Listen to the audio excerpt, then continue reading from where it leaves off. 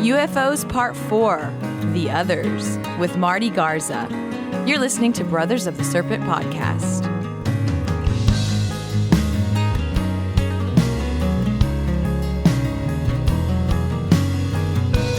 And welcome back, ladies and gentlemen, boys and girls, angels and demons and monsters and serpents, to Brothers of the Serpent podcast.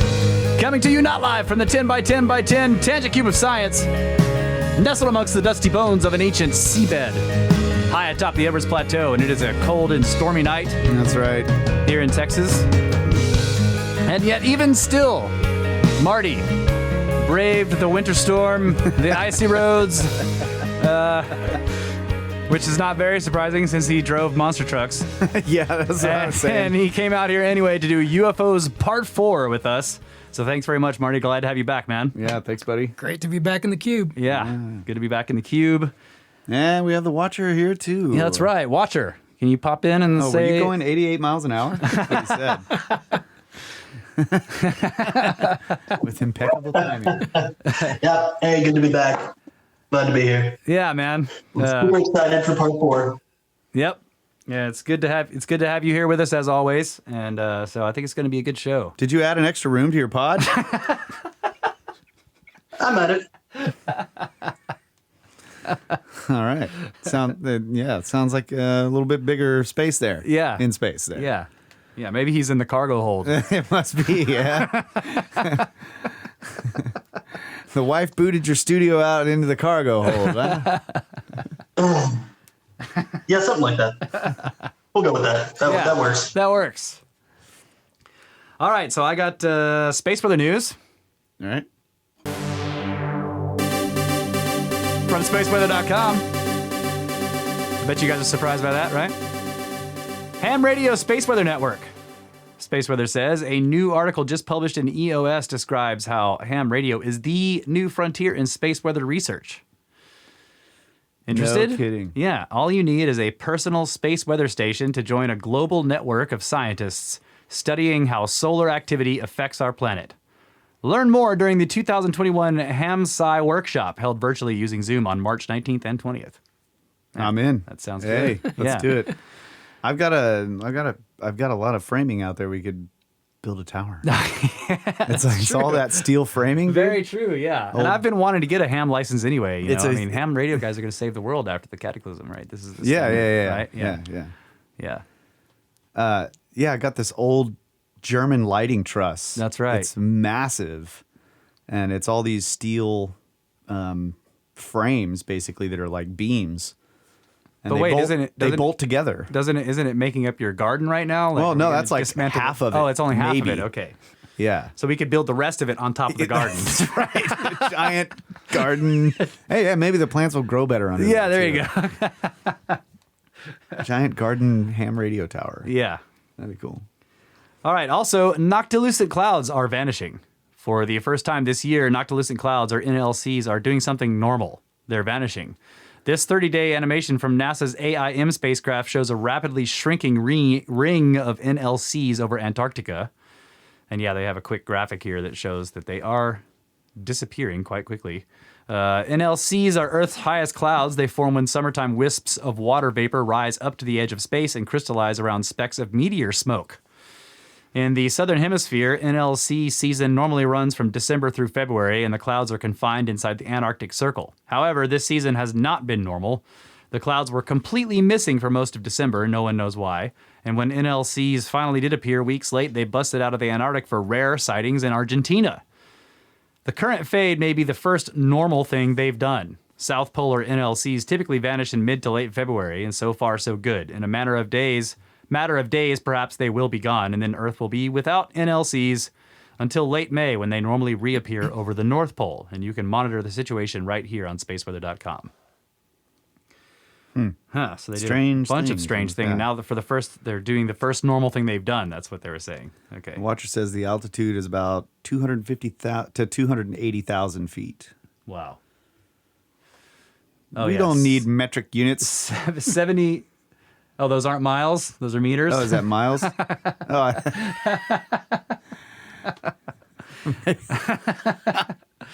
Current conditions, solar wind speed is a low 328.5 kilometers per second. Density is 8.7 protons per cubic centimeter. Sunspot count right now is 0.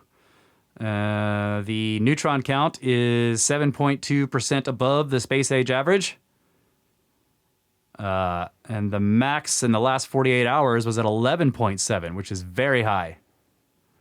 And let's see. KP index is quiet at 0, and the 24-hour max KP was 2, which is still quiet. So there you go. Space for the news. Nothing too dangerous yet. Nope. In solar cycle 25. That's right. Right on. Yeah. Well, we got a one-up box. Yes. And then on to UFOs. UFOs. Yeah, so we got the one-up box, and it's from the curator of the Library of the Serpent, Jeff, who also runs the Discord. So that's who sent the one-up box, and the box came with a bunch of stuff in it, and he told me that there was an email associated with it. So I found it. He says, "Hello, Brother Russ and Brother Kyle. I'm happy to know that you like the Gilgamesh graphic novel," which is another one-up box Yes. they sent us. Yeah. "I found that looking for art images of Enkidu, and some images from that book popped up. I couldn't pass up such a unique item, as your episode of the Epic is one of my favorites." Okay, on to the second package. "Inside, you will please be happy to find a ding ding dinger so everyone will know when you hear the sacred numbers." "And keywords that break the standard model or anything else you'd like to ding about. Next, you might notice an EMF meter. Oh, So when you get straight to those darned desert triangles, you can definitely look like you're doing something important aside from being completely amazed by the structures." oh, heck yeah, dude. I'm going to start using this right now. Yeah, hashtag for science. Continuing on, you may have pulled another book out. I am the curator, after all. This one is a general reference pocket manual. Yes. If you need to know how to actually treat various bytes, calculate the volume of an aggregate in a pile, how to know what country you're in by plug type, or exactly how hard that element, what hit you up your noggin, you're in luck. All of this info and much, much more can be secreted within your man bag, so you can keep your Apkallu busy rebuilding civilization. Yes. I am familiar with this. The pocket reference. Yes. Yeah, the this pocket is a reference. great book. And finally, have you ever been in need of a spoon for slot scraping but forgot to grab yours from the hotel on your way to the next excursion? Well, now you boys are the proud owners of a small key-sized multi-tool and carabiner for clipping to anything you'd like, providing it has a loop. I hope you guys enjoy the new loot, and I didn't start out wanting to sound like an infomercial, but it was stepping that way, so I just leaned into it. This is Kershaw, too. This dude. Yeah. Yeah. That's my brand. I just wanted to give thanks for the hours and hours of hilarious edutainment you guys provide, and for inspiring the Discord full of awesome people and the one place on the face bag full of amazing people, and basically just for helping to gravitate such a wholesome community of people seeking to know more than what's given in the textbooks. Getting to know you brothers and your wonderful family has been a joy and an inspiration to so many people. Anyways, see you guys in the chats, and thanks again. And P.S. Congratulations, Kyle and Laura. Curator out. Snacks! Thank you, bro. Oh, my God. And yeah, man, it is an amazing community. Yes, it is. We feel it is a wonderful feeling.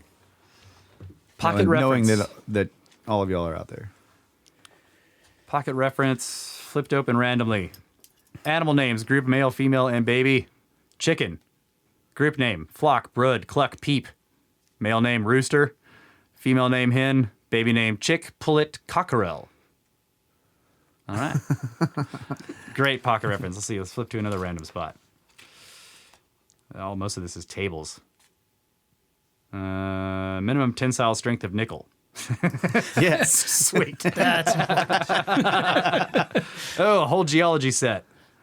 Mineral table abbreviations. Element to oxide conversions. Minerals sorted by density and hardness. Nice. Alabaster. Fine-grained gypsum. Oh, it doesn't give me the hardness on that. Albite. NAISI 306. System is TR. Density is 2.62 and the hardness is 7. This Nice. is cool. Yeah. That is a great book. This is our pocket watcher. Yeah. And yeah, the bell. This is a no agenda thing. You got to tighten it down or what? Just rings too long? No, it was wobbling. Oh. Clean. Yeah. So basically, we can hammer on that if you're reading something, you're like, and there were 72 warriors, and there were 72 of them behind 108 doors, and there was 144,000 of them. That's what it's for. Yeah, that's great. Don't work out the math there. It probably doesn't work, but yeah, it's the numbers. Okay. So yeah, thanks, Jeff. Really appreciate that, man. And I like these. What are these? For digging out the slots? Yeah, digging out them slots. Kershaws. Okay.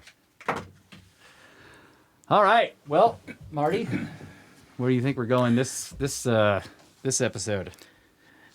Well, I'm gonna start this thing with my typical disclaimer. This will be a challenging one. As you heard, this is going to be called The Others. Yes. And the reason for that will become apparent as we go along on this thing.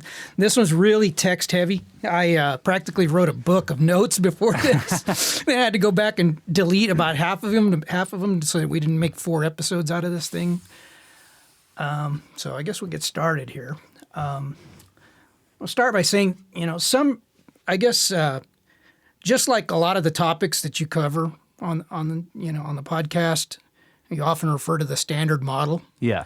Well, ufology has its own standard model, and everyone seems to have their own idea of what the phenomenon is, but it all tends to be along the same track.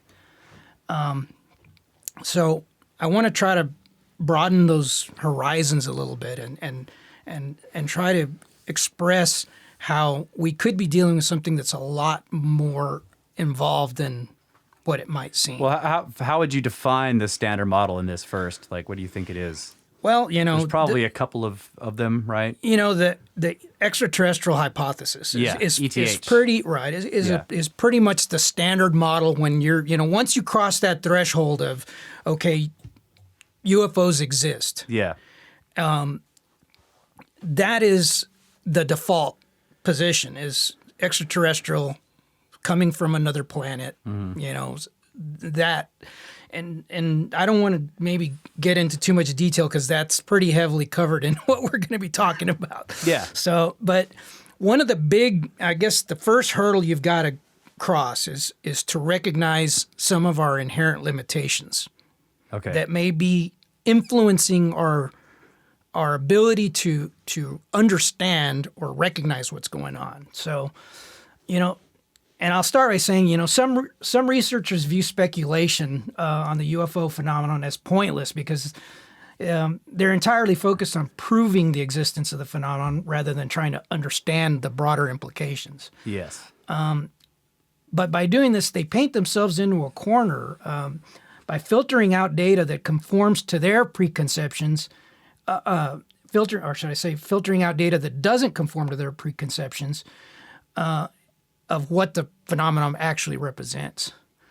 I often use analogies, and this is one I kind of thought about. And this is like separate groups of people working on a puzzle where one group assembling one area is convinced that the picture emerging is that of cars, and as a result discards pieces that are inconsistent with that picture. And another group is working on a different section of the same puzzle, and they're convinced that the picture is of people, and likewise doing the same, when the reality is neither party is aware that the complete picture is actually a city. Okay. They're totally focused on their corner and not looking at the broader perspective. They're narrowing the vision a little bit. Yeah. So I believe assuming a broader perspective of the phenomenon has the potential to provide answers by revealing consistencies and maybe unrecognized patterns.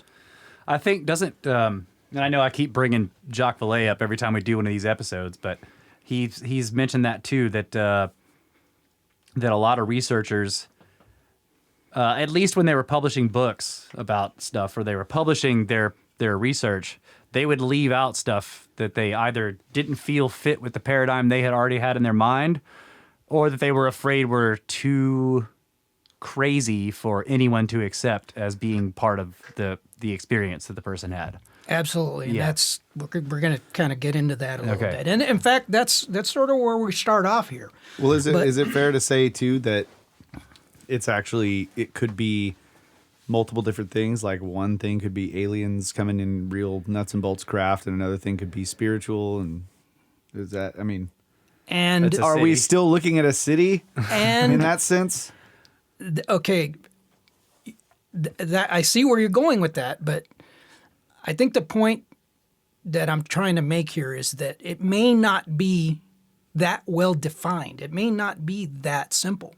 Even thinking, well, there could be 2 or 3 different things going on. That's still not recognizing. Still picking my puzzle pieces. Okay. We're going to start off with perception, because this is the first obstacle, right? Your brain is receiving sensory data continuously, which are the effects of external inputs. The brain does not inherently know the stimulus. It only receives and interprets data concerning the stimuli from our 5 senses: sight, smell, touch, taste, and hearing. Of course, these sensors each have their own set of limitations. For example, the human eye can detect wavelengths between 380 and 720 nanometers, which represents about 0.0035% of the electromagnetic spectrum. What is it? What did you say? 0.0035% Oh, wow. of the electromagnetic spectrum. That's pretty small. The varying detection of energies from this narrow band of photons are translated by our brain into different shapes, colors, and brightness of the world around us. Anything outside that narrow band is optically invisible to most of us. To instantaneously determine how to respond to sensory input, the brain reverse engineers the data and compares it to the database of past experiences. This is referred to as perceptual inference, otherwise known as prediction. Effectively, our brain is continually making probabilistic predictions of what will happen next based on past experience.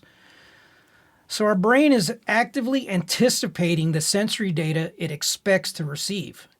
When the data is received, it either confirms the prediction and executes the predetermined action, or it updates the database and corrects the response. So due to the brain's limited bandwidth and for the sake of efficiency, the brain predicts our actions the majority of the time, rather than continually reacting to every input. In effect, your brain formulates an inference of what it expects to play out. Mm-hmm. So what happens when the brain receives conflicting data, some of which does not correlate with anything in the database?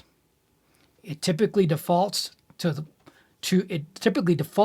or at least is biased in favor of aspects that are familiar or already exist in the database. Yeah, I know what it does when it receives conflicting data in some circumstances. Like, for example, car sickness or not, like seasickness is like conflicting data between your inner ear, your sense of balance and sight, right?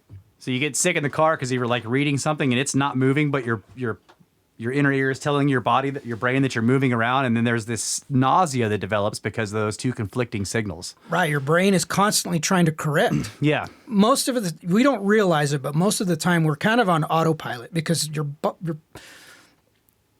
most of what we do is repetitious. Yeah. So your brain is more or less on autopilot, and when it has to work very hard to constantly correct for a changing environment like that, Yeah. it starts to give you a headache. It starts to you're overtaxing the CPU. Yeah. So this phenomena is known as your cognitive blind spot. Therefore, the brain, due to the brain's limited bandwidth, we tend not to see what we don't expect to play out. So we tend not to see it. Right. You've seen the game where they'll have you watch a scene. Oh yeah, the missing gorilla. Right. Yeah. The missing exactly. Yeah. The missing gorilla, because you don't expect to see it. You're focused, and you think you're very perceptually aware. But the fact of the matter is, there are a lot of things that can happen right before your eyes that you don't recognize. And keep in mind, these are the things you can actually visually detect. Yes, that's right. Yeah. I remember that study. It was interesting because and then they would show the people again and say, look at the guy in the gorilla suit. And the people would insist that was a different video. Right. Okay, and it's the first time they were focused on counting how many times the basketball passed back and forth, right? Correct. And that's why they're so focused that they just completely missed this dude in a Sam Squanch suit walking by in the background. Yeah. So what effect could this have on the UFO experience? Yeah, a huge one. Let's consider a couple of examples. Case number 1. A Project Blue Book UFO report was obtained through from the CIA through the Freedom of Information Act regarding an incident that took place on August 4th, 1950. The incident occurred off the coast of New York over the Hudson Canyon. On a clear morning, 3 witnesses on the merchant ship Marcala simultaneously observed a UFO. Here is what they described. Witness number 1. The captain described the object as approximately 10 feet long, ovular, and cylindrical. Shiny aluminum in color, moving at approximately 25 miles an hour with a slight rotating motion. He estimated that he observed the object for approximately 1.5 minutes.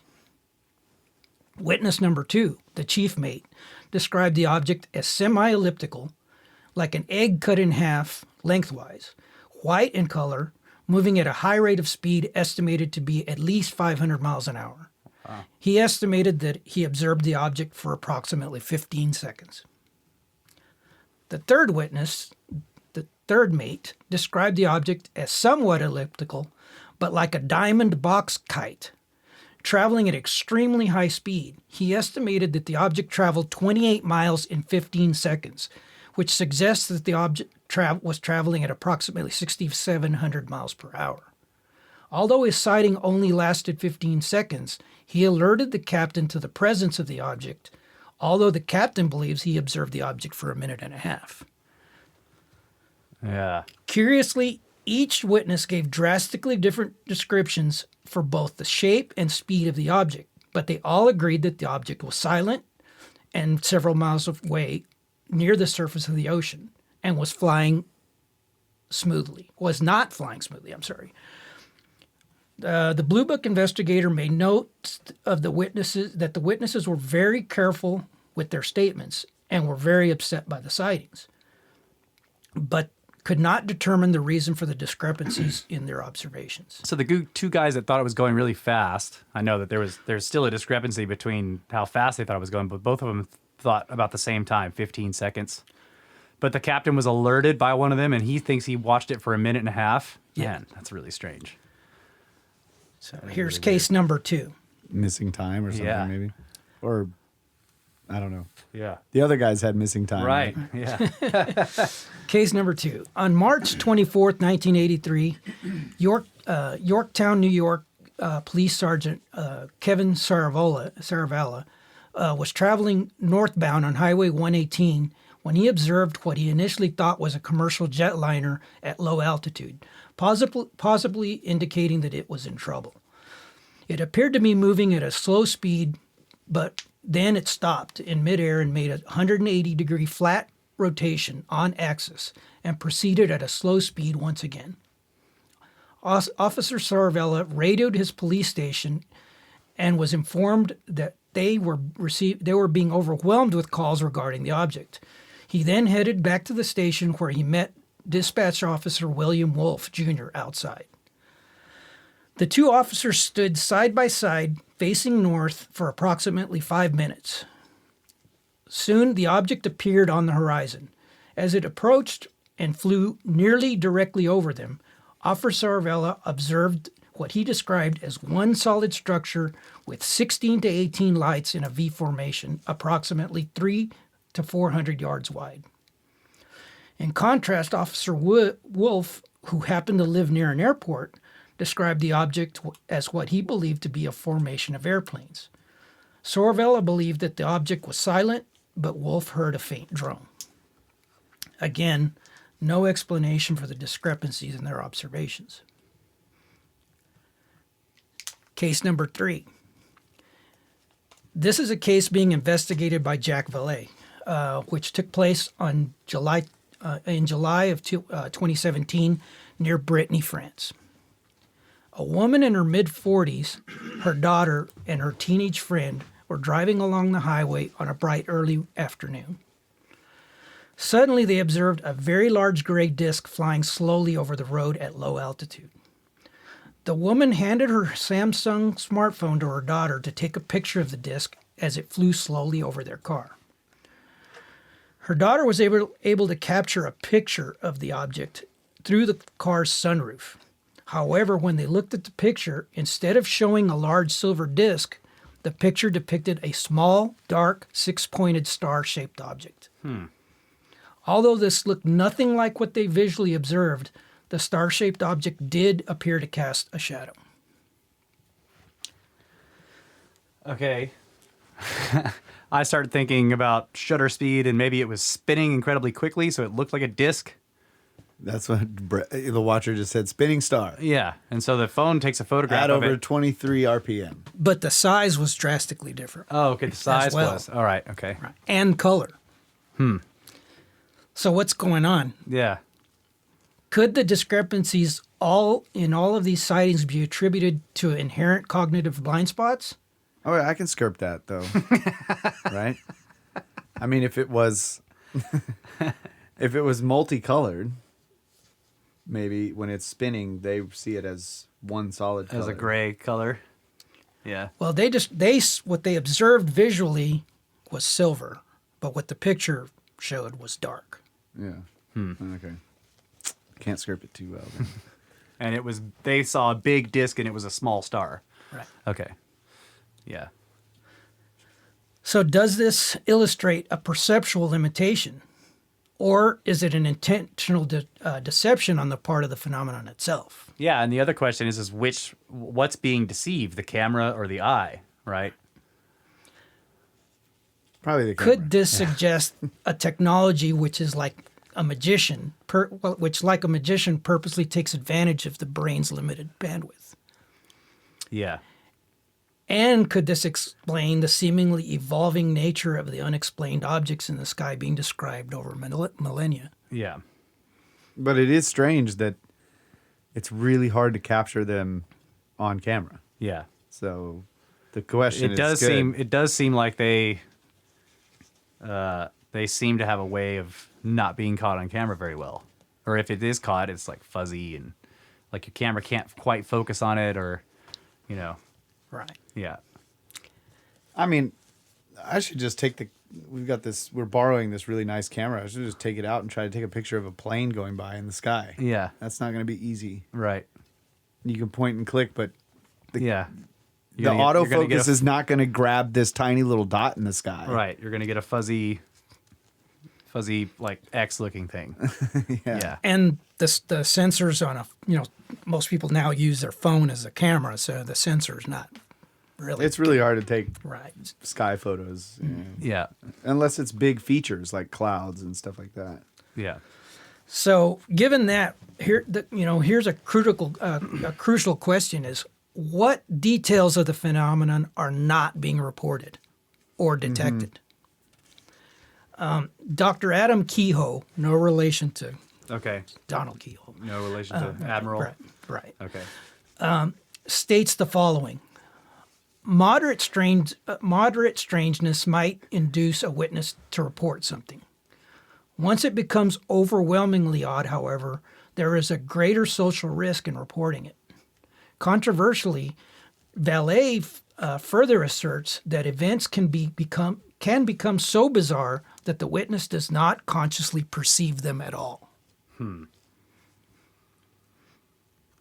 That's like the gorilla walking through the picture. Right. It's so far out of what you would expect to see, you don't even perceive it. Yeah.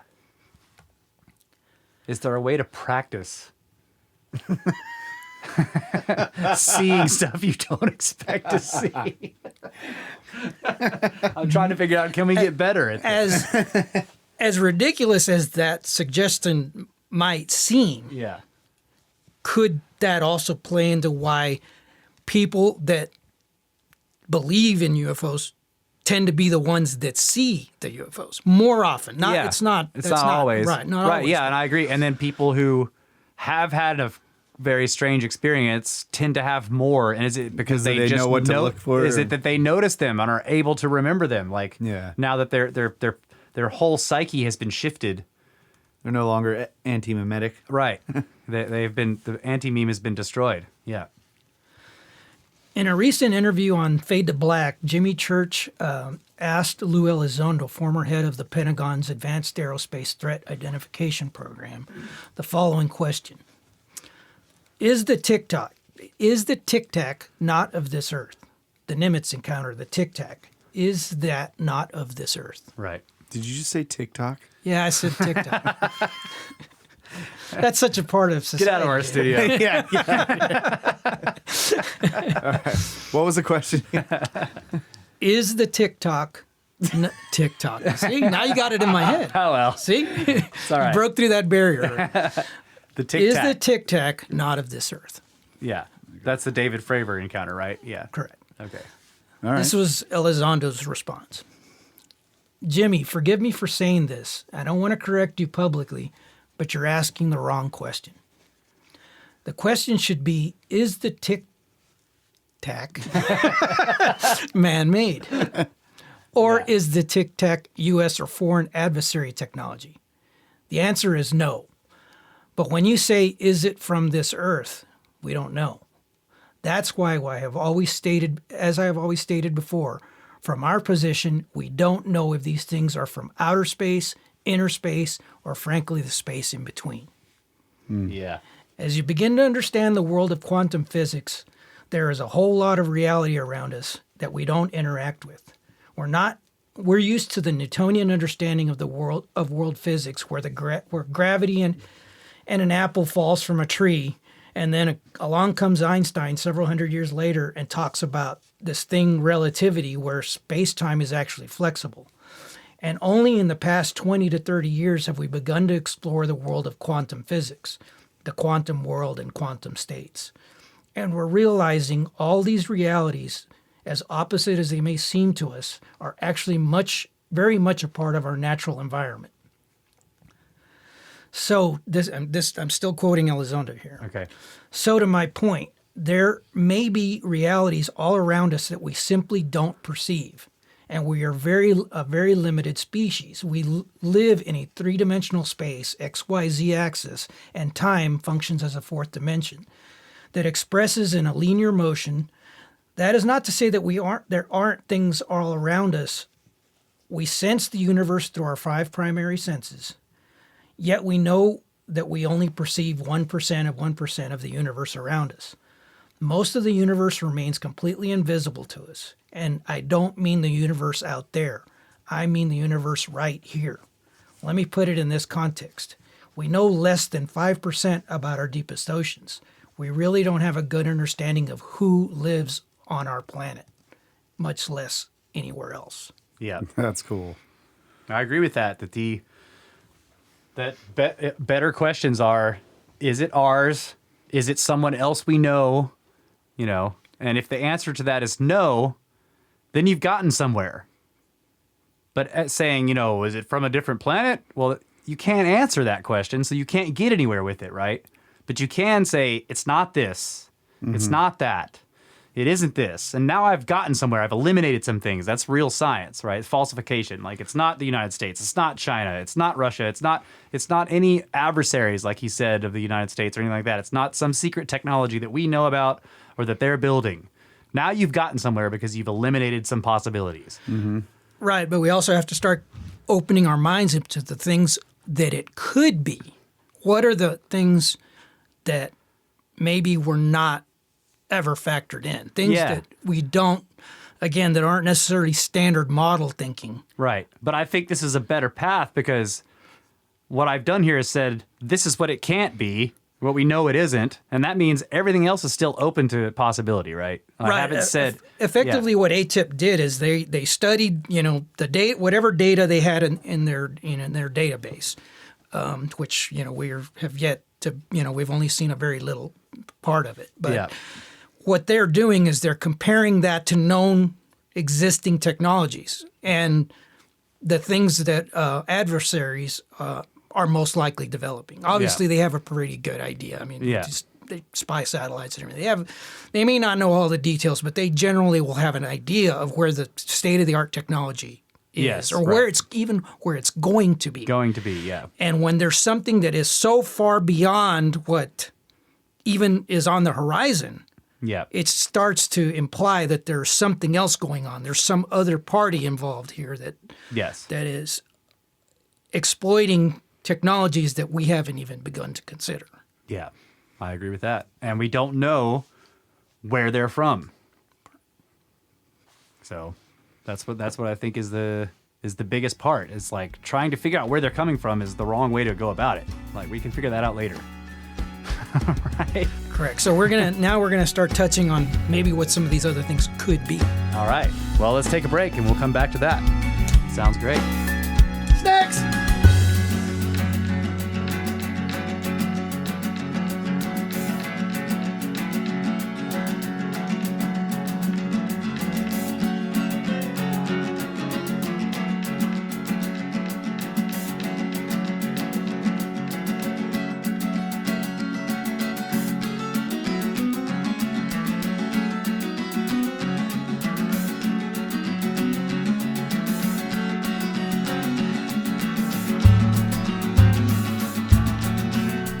A relentless and unstoppable pursuit of the mysteries of the ages here at Brothers of the Serpent podcast. And yeah, Marty, you're kicking ass already in the first segment. Yep. Where are we going? All right, we're going to shift gears here a little bit. On December 2nd, 2020, journalist Tim McMillan published an article on the Debrief website, which made some startling claims. Yes. Here's a quote. Overwhelmingly, everybody at the Debrief spoke with said the most striking feature of the recently released UAP Task Force Intelligence Position Report was the inclusion of a new and extremely clear photograph of an unidentified triangular aircraft. The photograph, which is said to have been taken from the inside of a cockpit of a military fighter jet, depicted an apparent aerospace vehicle described as a large equilateral triangle with rounded or blunted edges, large and perfectly symmetrical white lights at each corner. Officials who have seen the picture said the image was captured in 2019 by an FA-18 fighter pilot. Two officials that received the report said the photo was taken after the triangular object emerged from the ocean and began to ascend straight upward at a 90-degree angle. It was indicated that this event occurred off the east coast of the United States. Several other sources confirmed the photo's existence. However, they declined to provide any further specifics of the incident. Officials who read the recent report say it primarily focused on the unidentified submersible phenomenon, otherwise known as transmedium vehicles capable of operating both underwater or in the air. Three officials we spoke with said the report suggested the UAP task force appears to be concerned that the objects being termed as UAPs may be originating from within the world's oceans. Strange as it may sound, the idea of USOs, unidentified submersible objects, is not something exclusive to the UAP task force. I have that article. I've been saving it. I meant to ask you if we should read it on this episode because I have the whole thing and it's fascinating. That whole debrief. I anticipate that we're going to hear a lot more about that in the near future. Okay. There are a couple of shoes I think are going to drop. In fact, I think there's three. Yeah. I don't know that I want to be proven wrong, but I believe this Make a prediction. This is one of the three. The transmedium vehicles part was really interesting, but that entire article was fascinating, and you were the one that initially sent it to me, right? And so I've been holding on to it, wondering like, should I read it on the show or should we wait until after we do this episode? So maybe I'll just read it on the next episode or something. Yeah. Okay. All right. What's the prediction? I think we're going to see this picture very soon. And I think there are a lot more details that have not been released related to this incident. Okay. What picture? The picture of the transmedium vehicle, the thing that came out of the ocean and went straight up. Yeah. They said there was a very clear image of that thing. Okay. Gotcha. Which was part of what this study was focusing on. Yeah. In various public appearances, astronomer and chief video image analyst of the Mutual UFO Network, Mark D'Antonio, has shared an unusual experience involving the detection of an underwater fast mover, which occurred while he was sailing as a civilian aboard a U.S. Navy prized attack submarine. Last year, defense journalist Tyler Rogueway spoke with several veteran submariners to get their take on D'Antonio's account. While at least one person expressed skepticism about D'Antonio's being granted a civilian ride along, the Navy vets being interviewed almost unanimously acknowledged the unexplained very high speed sonar targets were indeed recorded by some of the most sophisticated listening equipment on the planet. Agreeing to speak only on background, a senior member of the intelligence community whose responsibilities for decades involved underwater surveillance and reconnaissance told the debrief that there was validity to the claims of extremely fast-moving underwater objects being detected by U.S. military systems. Could those be unknown animals? We'll get to that. Okay. All right. He never answers my I try not to get ahead of it. Stop jumping the gun over there. Jumping the gun. All right. I'll shut up. Quote, on occasion, there are detections made of non-cavitational, extremely fast-moving objects within the oceans. The intelligence officials declined to elaborate further, citing a high level of security classification associated with underwater reconnaissance. Officials who read the report said the UAP task force appears practically or particularly interested in transmedium vehicles. While this may seem unusual, many accounts going back centuries in which people say they have observed unidentifiable craft operating in and out of the water. Yeah, that part's always fascinating to me, that they seem to come out of the water, and I'm just, that the idea that they're coming down from space, but there's so many times where they're observed coming out of the water or going into them, and then there's all kinds of strange underwater phenomena that have been observed going back to the age of exploration. People on ships viewing, we've done shows on them, the giant rings under the sea, the light, rotating lights and stuff. Yeah, and I think very often, we always talk about context. I think very often people hear reports like this, and the first thing that pops into their mind is, oh, it's military technology. It's, something unacknowledged. So, I think it's always very important to look at the historical perspective, right? Yeah. So the following are a few of the dozens of cited reports included in the book Invisible Residents: The Reality of Underwater UFOs by Ivan T. Sanderson. Yes. Quote. These are all going to be quotes out of the book. There's just a couple of them that I thought were interesting. An entry in the Annual Register published in England in 1767 reads as follows. On the water at Isla near Cowper, Angus, thick dark smoke arose and then dispelled to reveal a large luminous body like a house on fire.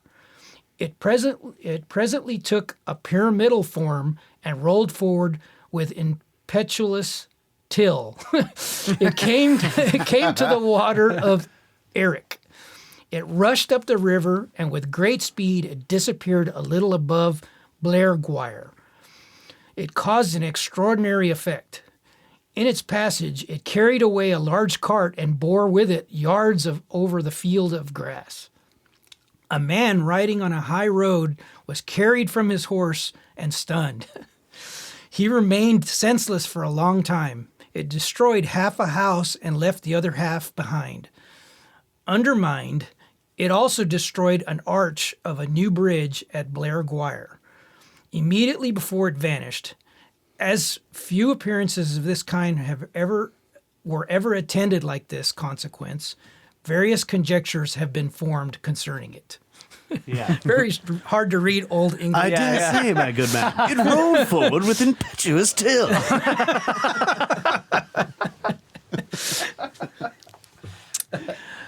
On November, But yeah, it is that it. There are a lot of strange. I've read that book that you're talking about, and what I was just saying, we did shows on the rotating lights under the water. That was also Ivan T. Sanderson. So yeah, good stuff. On November 12th, 1887, an object described as a large ball of fire was seen to rise from the sea near Cape Race. We are told that it rose to a height of 50 feet and then advanced close to a ship, then moving away, remaining visible for about 5 minutes. As reported by Flammarion, it was enormous. Details in the American Meteorological Journal recount that the British steamer, the USS Siberian, Captain Moore in command, had observed the phenomenon and that the object had moved against the wind. Captain Moore also stated that it was about the same place as he had seen such appearances before. Yeah, that would have been a big deal. It moved against the wind. Yeah. According to the time. Malta Yeah. Times, on June 18th, 1945, from Brig Victoria, about 900 miles west of Adalia, Asia Minor, 3 luminous bodies were seen to issue from the sea, about half a mile from the vessel. They were visible for about 10 minutes. Further reports stated that the objects were about 5 times the diameter of the moon and appeared to be connected by some sort of glowing streamers. The same objects appear to have been observed at the same time from far away as the Syrian coast. On November 2nd, 1885, the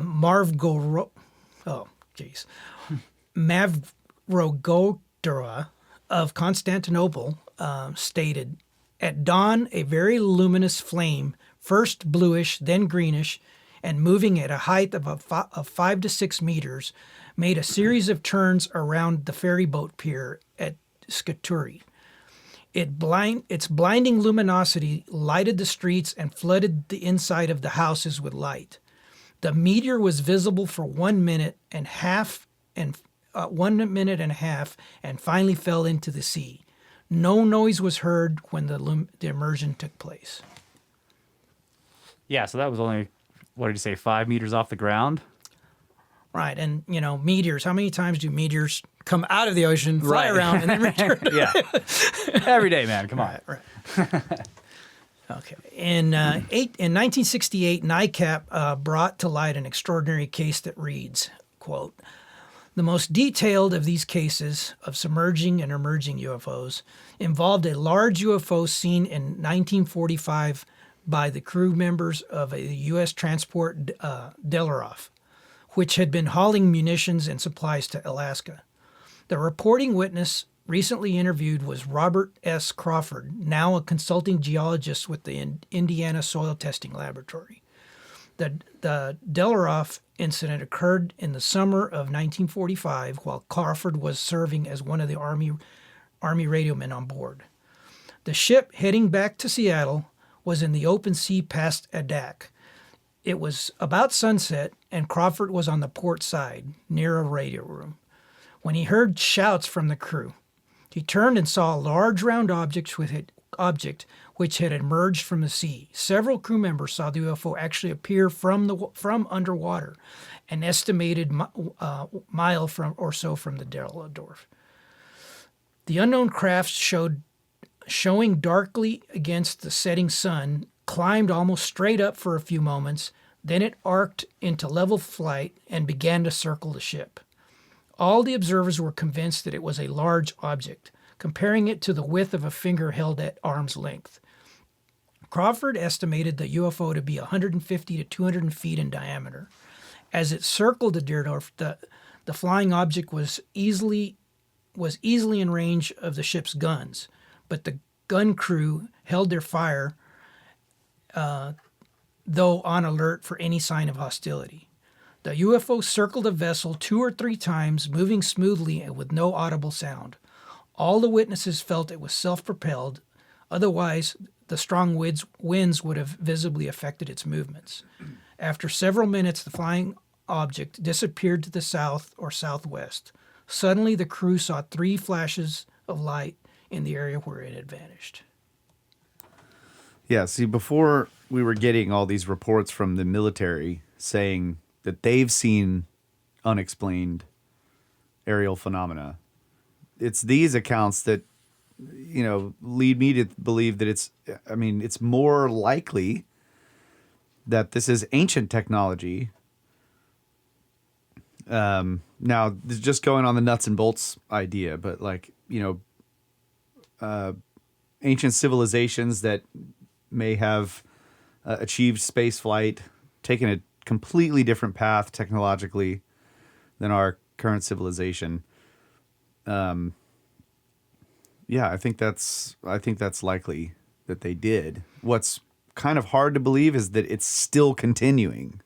Yeah. Correct. That they maintained it for thousands and thousands of years, and it's still happening today. That's kind of hard to believe. It's not hard for me to believe that we humans or some life form on this planet in our planet's history has achieved high technology like that. Right, But, and I think that's what know. I'm trying to illustrate here is that we've got, as I go through these, and I think you're kind of getting the point here, is that these are at least 3 centuries worth of documented sightings of things that are identical to what are being reported today. It's a good argument against the people that want to say, oh, this is secret government tech, right? Well, then why has this stuff been being reported since before we had this Secret government tech. Yeah. That's right. There was another point. But yeah, I agree forgot. that it's hard to believe that it's hard to say, well, they're still doing that. But if they have been living, I guess, is it possible that some high civilization has been living here on Earth, but either underground that's the or ultimate underwater? breakaway civilization, that right? they've been there for thousands of years. Yeah, that's cool. Yeah. But it's hard to wrap your brain around that possibility. But then you get the stories of like Viracocha and like these knowledge bringers that show up after a cataclysm with some information, and they were like, we'll return. Then they vanish. And that's where it where are they going to come back from? That's where my thought is like nudged towards they're coming from outer space, and they go into the ocean or maybe whatever they're doing here. Yeah, they're still coming from somewhere else, but it's I don't know. Either way, I mean, I'm willing to accept either one. Yeah. But the other point is that in all of these stories, the modern ones from the U.S. military, these older ones from the 1800s or whatever, whoever it is, whatever they're doing, they don't seem to be concerned about being seen. Why would they, if they have all this awesome tech, why wouldn't they be like, hey, let's wait for these ships to go by? Why are they flying around a pier? In the or in the half of the notes that I deleted to try to get this to fit within reasonable time constraints, I had a very large list of all of the different deities or whatever you want to call them. These that are described sea as doing people, those things that brought all this knowledge to all these different civilizations. Yeah. How dare you delete that list? I thought it was a bit of a tangent, but it's maybe something that, that's like a topic of its own because there is amazing this is consistency. the tangent cube of Right. science. Right. But You're fired. Get out of here. Damn it. I think his goal is to get fired in every segment. Yeah, pretty much. Trust me, there's plenty of tangents in this thing. There, 2 more quick ones. Okay. All right. The Seaside Signal in Oregon on the 12th of January, 1965, noted that Mr. Paul Zimmerman Gearhart and her sons, Mrs. Paul Zimmerman Gearhart and her sons, saw a triangular UAO which came slowly from the southeast and suddenly plunged into the sea some miles offshore. at the Tillamook head. The 2 left trails of fire behind. So here we have a triangular UFO Yeah. in the ocean. So there's another consistency. There's also weird things of like, if they can zoom around in water and they can come perfectly, to a state of rest in the atmosphere, they can fly silently. How come some of them have huge fire jets coming out the back? I mean, it doesn't make sense. Because a lot of them have lights. Maybe they're mistaking as fire as Exactly. just lights. That's Because if it would have been before electric lighting or any type of I mean, have you ever seen a car that's got the blue neon? yeah, it's just some punk. Yeah, he's got the fire, the fire glow stuff. He's like, yeah, check us out, man. But it is Purely almost visual. like they show off sometimes on purpose. It is like they're showing That's my off. point. Yeah. And that is what I was saying is another aspect of it that lends credence to the idea that this is not secret government tech. Because why are they showing up? I think it was David Fravor was saying, yeah, we would do these things. We'd fly over the guy at the campsite and just like, oh yeah, see him down there camping by themselves, and then they just go into a vertical and hit the afterburners and just go straight up and then cut it off. Yeah, just to give them some UFO experience. Yeah. That's one thing about this and we're all guilty of it. But very often when you hear a story, it's easy to maybe make a connection between that story and another story that would lend credibility to a certain theory. And you can do that endlessly because there are all these different theories. That's why I say that you have to then look at this broad landscape of all these different facets and start saying, okay, well, these preclude these and these others, maybe lend credibility to these certain aspects.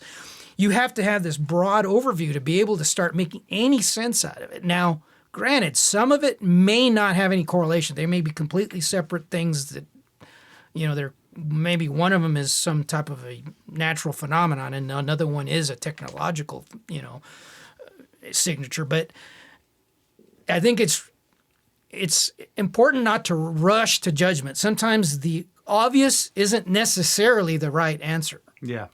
I'm just doing my job, man. Right. No, I agree. We all do it. I mean, I hear things all the time, and I feel bad. Guys, LP is on the Discord will post a video or something, and I immediately skirp it. Yeah, I've seen that. You're like, yeah, that was a firework. It came from that balcony. Right, but you almost have to do that so that when you get something that is legitimately, intriguing, that it's not like, well, you say that about everything type stuff. You want to give the benefit of the doubt. I don't, no matter how strange something sounds, that doesn't mean it's not legitimate. But I've been doing this long enough that I've, I've seen that before. Yeah. Well, I know you want a turtle with a firecracker on it. I know you want us to look to do the broad picture, try to put the city puzzle together thing. I get that, and I'm with you on that. But I'm still gonna, try to put it together in my brain to make. That's just what I do. No, and that's an important feature of this as well. You have to be able to identify when things have prosaic answers. I mean, the last thing you want to do is be the type that every light in the sky is a UFO. Right. That's why the light in the sky sightings don't really amount to a whole lot because they could be anything, especially today. When they could be drones. A little kid can afford to put on an amazing hoax now. We've seen countless of these flashers. The little, like, you're just out there looking at the sky and then there's just like a single really bright flash in the sky. Sometimes they repeat and don't move. Yep. They'll repeat sometimes in small patterns for like 5 or 10 minutes, even 30 minutes. I think we watched one night with a bunch of people out here. I wouldn't call it UFOs, but it's definitely strange. Yeah. Right. And that's where, you just make a mental note of that. Okay? Yeah. And you're not putting it in a category. You're just saying, okay, this was a memorable one. We don't know what it was, but let's see if there's something else that correlates with that. Yeah. That might give us an idea what that could be. Yeah. Right. So, Verbs. much like the broader UFO phenomenon, interest in USOs, underwater UFOs, was not limited to the U.S. military. In March 1993, researchers George Knapp and Brian Gersh flew to Russia to gain access to new information about Russian research into the UFO phenomenon. While there, they interviewed retired Colonel Boris Sokolov, who ran a UFO study program from 1980 to 1990.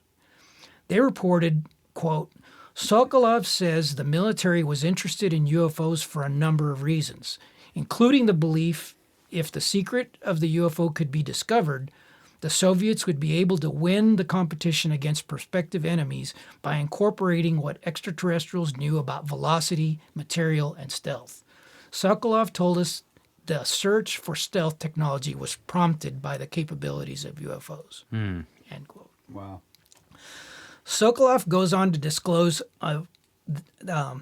that another Russian study was conducted between 1990 and 1995 and states, quote, we can give the name of this study, Thread 3, unquote. Approximately 100 pages of the Thread 3 documents were obtained and smuggled out of the country by Knapp, who brought them here to the U.S. for vetting. This is, as with most things related to the phenomenon, things get controversial.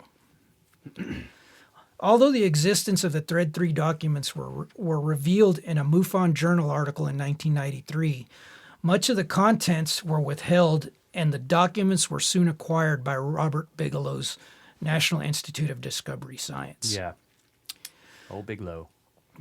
Dr. Hal Puthoff gained access to the documents when NIDS was absorbed by Bigelow Aerospace Advanced Space Studies, BASS, in the early 2000s, and affirms the validity of the information contained in the documents, which is interesting given some of the details which have subsequently been made public, such as information related to the Roswell crash. But that's a whole nother rabbit hole for another day. Okay. Puthoff, who included or has included references to Thread 3 in presentations, states that although the documents are, quote, BASS proprietary sensitive information, unquote, he acknowledges that the documents make it clear that the Russians did in fact conduct large-scale UFO studies, which was headed by Vladimir Azaza. Of particular relevance to this discussion was Azaza's qualification and expertise for this position. Vladimir Azaza was a scientist and submariner for the Russian Navy, whose CIA documents confirm had served as the head of scientific exploration on the research submarine Salavakia. Azaza states that his involvement in UFOs formally began circa 1976 when he became aware that the Soviet submariners began observing unusual sensor returns that sounded like the croaking of frogs. Yeah. This coincided with a rash of UFO sightings, which often included reports of unusual objects coming into or out of bodies of water. According to Azaza, by 1976, he was invited by Admiral Yuri Ivanov to examine some of the files pertaining to these accounts. The formal reason for his inclusion was not stated, beyond his general expertise in underwater operations. What was his name? Vladimir what? Azaza. Azaza, okay. Right.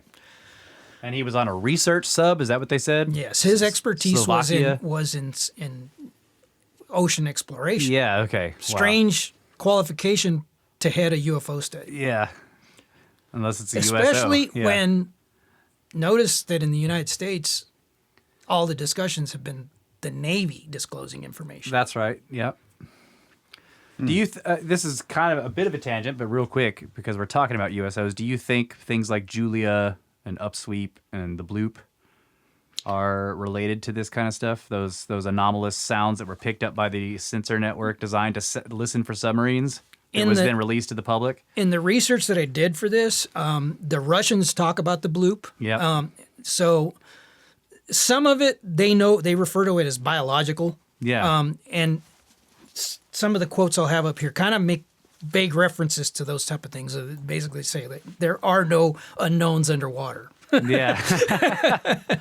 I mean, if the bloop was biological, they were saying it was gigantic if it's an animal. Right. Because it was heard, on listening stations that were thousands and thousands of miles apart, so if it was that loud, and also the frequency of it was so low that for it to be a biological animal of any kind that they could possibly understand, it would have to have an enormous vibrating cavity to make this kind of noise. It was like subsonic, Or a massive antenna array in Alaska. Exactly.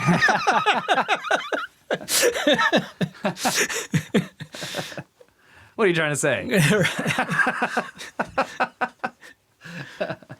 Yeah, we haven't heard about HARP in quite a while. Yeah. Okay. All right. For his book, UFO Chronicles of the Soviet Union, Jack Vallée interviewed Azaza and states the following, quote, "Obviously, the Soviet Navy was taking the problem very seriously for many years." Azaza says, "We had to. There were too many incidents that could not be denied. It all began when we tried to understand the nature of certain underwater objects that followed our submarines. At times, they even anticipated our maneuvers. Initially, we thought they were American devices," added Azaza, raising his hand to his forehead as he recalled what must have been a very difficult research project. Quote, "One day such an object came to the surface in a rather spectacular fashion. One of our icebreakers was working its way in the Arctic Ocean when a brilliant spherical craft suddenly broke through the ice and flew up vertically, showering the vessel in fragments of ice. All the sailors on the deck and officers on the bridge saw it. It was hard to deny the hole in the ice. Could it have been a missile test? Our interpreters quickly translated the questions and obtained the following answers. You don't shoot a missile that way. You have to break the ice first. Furthermore, the object was a bright sphere. We knew what nuclear missiles looked like. A jovial man with a friendly round face and a quiet yet immensely focused approach to the subject. Azaza went on with his enumeration of some of the most remarkable UFO cases in the archive of the Soviet Navy. The phenomenon were not limited to the Arctic. Our ships in the Pacific also reported flying objects." Unquote. Man, that would have been freaking awesome to Yeah. see that, dude. Fly up and break through the ice. Azaza describes another incident involving a cylinder approximately the length of an aircraft carrier hovering over the ocean in a remote region of the Pacific. The cylinder was described as silver in color and appeared to be a hive-like host for a large number of smaller objects.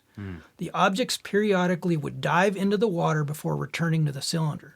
The cylinder then departed at high speed. Azaza indicated that in such incidents, it was not unusual for the object to be visible optically, but completely invisible to radar. In several reported incidents, strange objects came extremely close to military vessels and submarines.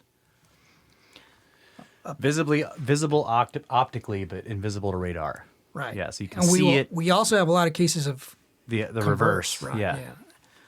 Yeah. Visible to But radar, that's- but you can't see it at all with your eyes. So, yeah, I'd like to look at a spectrum of the, electromagnetic spectrum, basically. Where are these things? Because that doesn't seem unreasonable. That's, we have glass, for example. It's transparent to... Yeah, but a radar would pick it up. Right. Certain wavelengths of light, and yet it's opaque to others. Yeah. Well, we're up at a break again. Yeah. Let's do it. All right. You want a break? We'll be right back. We'll be right back.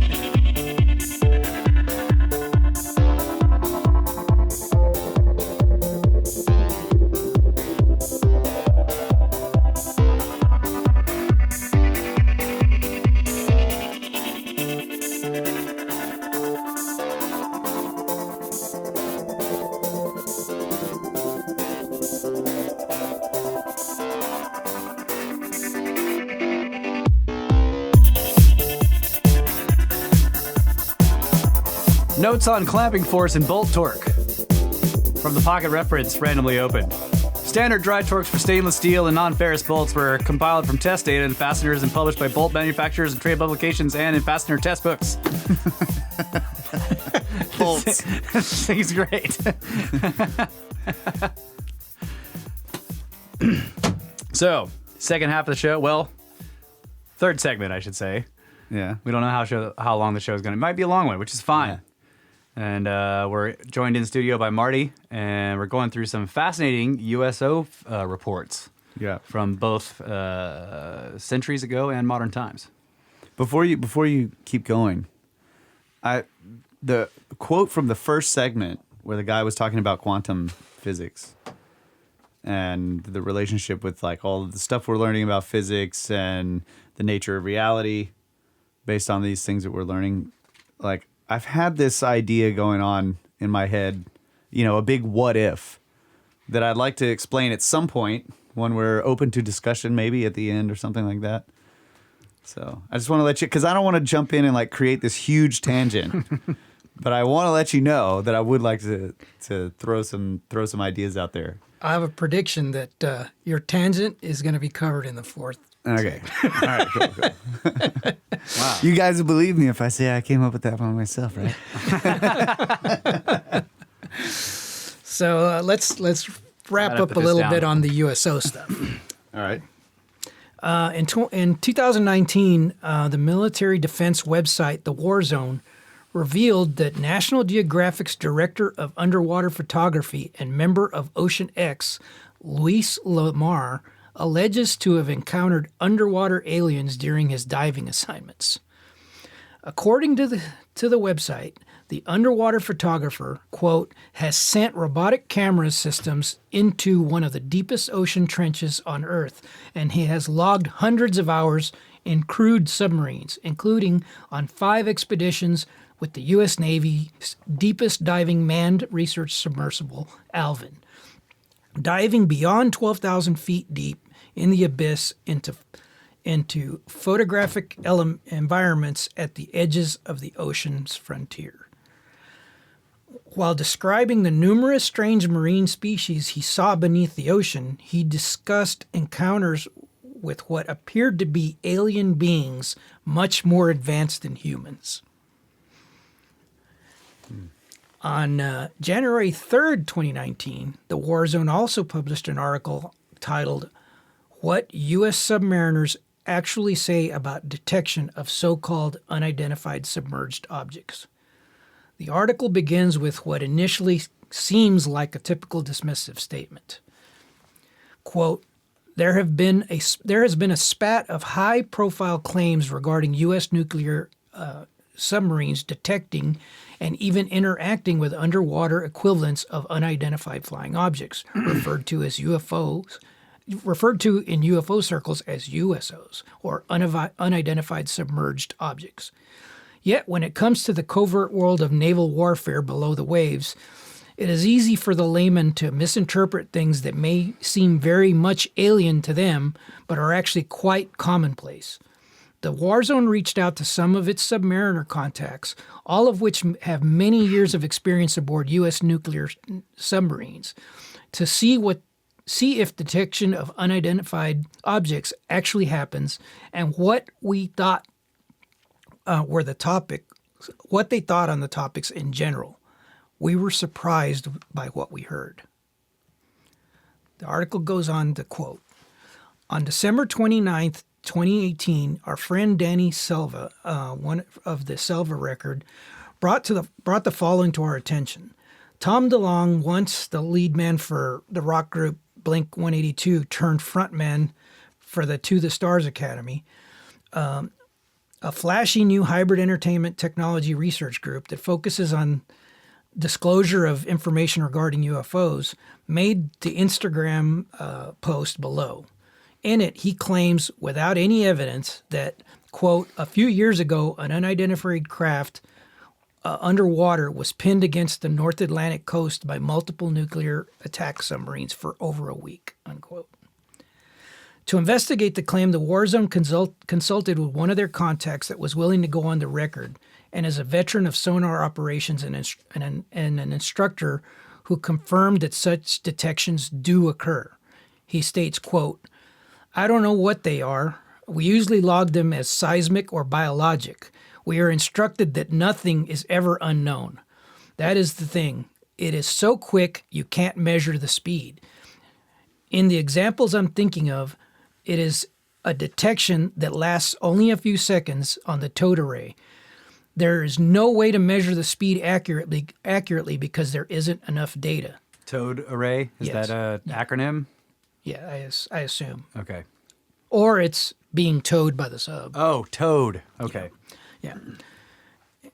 I agree it's odd. There are a lot of odd things in the ocean, unquote. So wait, they are instructed that nothing is ever unknown. Never to log anything as unknown. It's seismic or biological. Right, but he's saying that the objects That's are a so terrible fast, policy. Yeah. so fast that they can't track the speed. Yeah. Yeah, but that. And I mean, I'm assuming that this isn't like classic radar where it's spinning, right? And so if it takes it a full second to go around and the thing has moved across half the hemisphere in a full second, then you only see it twice before it's gone. Mm-hmm.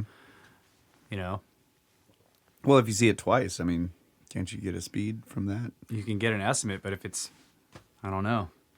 That's what I'm saying. I'm assuming it's not doing that. Like it's not a Right. spinning. Yeah. Yeah. Gotcha. Well, without a doubt, the most famous of all UFO USO incidents was the 2004 USS Nimitz encounter. The official pilot report provides the following account. Quote, "A source looked down at the ocean from the cockpit. They noticed a small patch of water approximately 60 feet wide by 80 feet in length that appeared choppy and turbulent amongst the sea. The disturbance was unusual in that there was no apparent cause. The area was generally in the shape of an oval and appeared to be rolling. Towards the center of the disturbance, the water appeared lighter in color and smooth again as if an object had recently submerged beneath the surface. Sources opined that though they thought they were witnessing had witnessed a crash, perhaps that of an unidentified aircraft, as that may. The mental transition from intercept mission to search and rescue. Approximately 2 seconds after noticing the unusual water disturbance, source described witnessing a small unidentified aerial system cross over the turbulent sea of water. The unidentified object was elongated, approximately 30 to 40 feet long in length, white in color, and described as resembling a Tic Tac candy mint. The object did not appear to emit any noticeable light or radiation from its surface, nor did it have any noticeable exhaust trail. The object traveled from left to right over the disturbed water at an altitude of approximately 1,000 to 3,000 feet.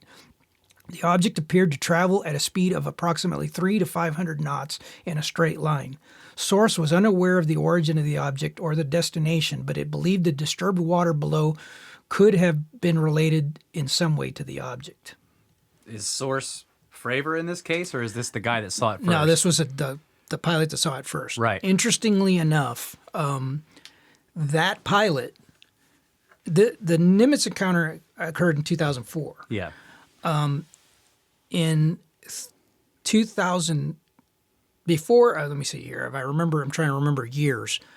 That pilot was hired by Bass or by Bigelow Yep.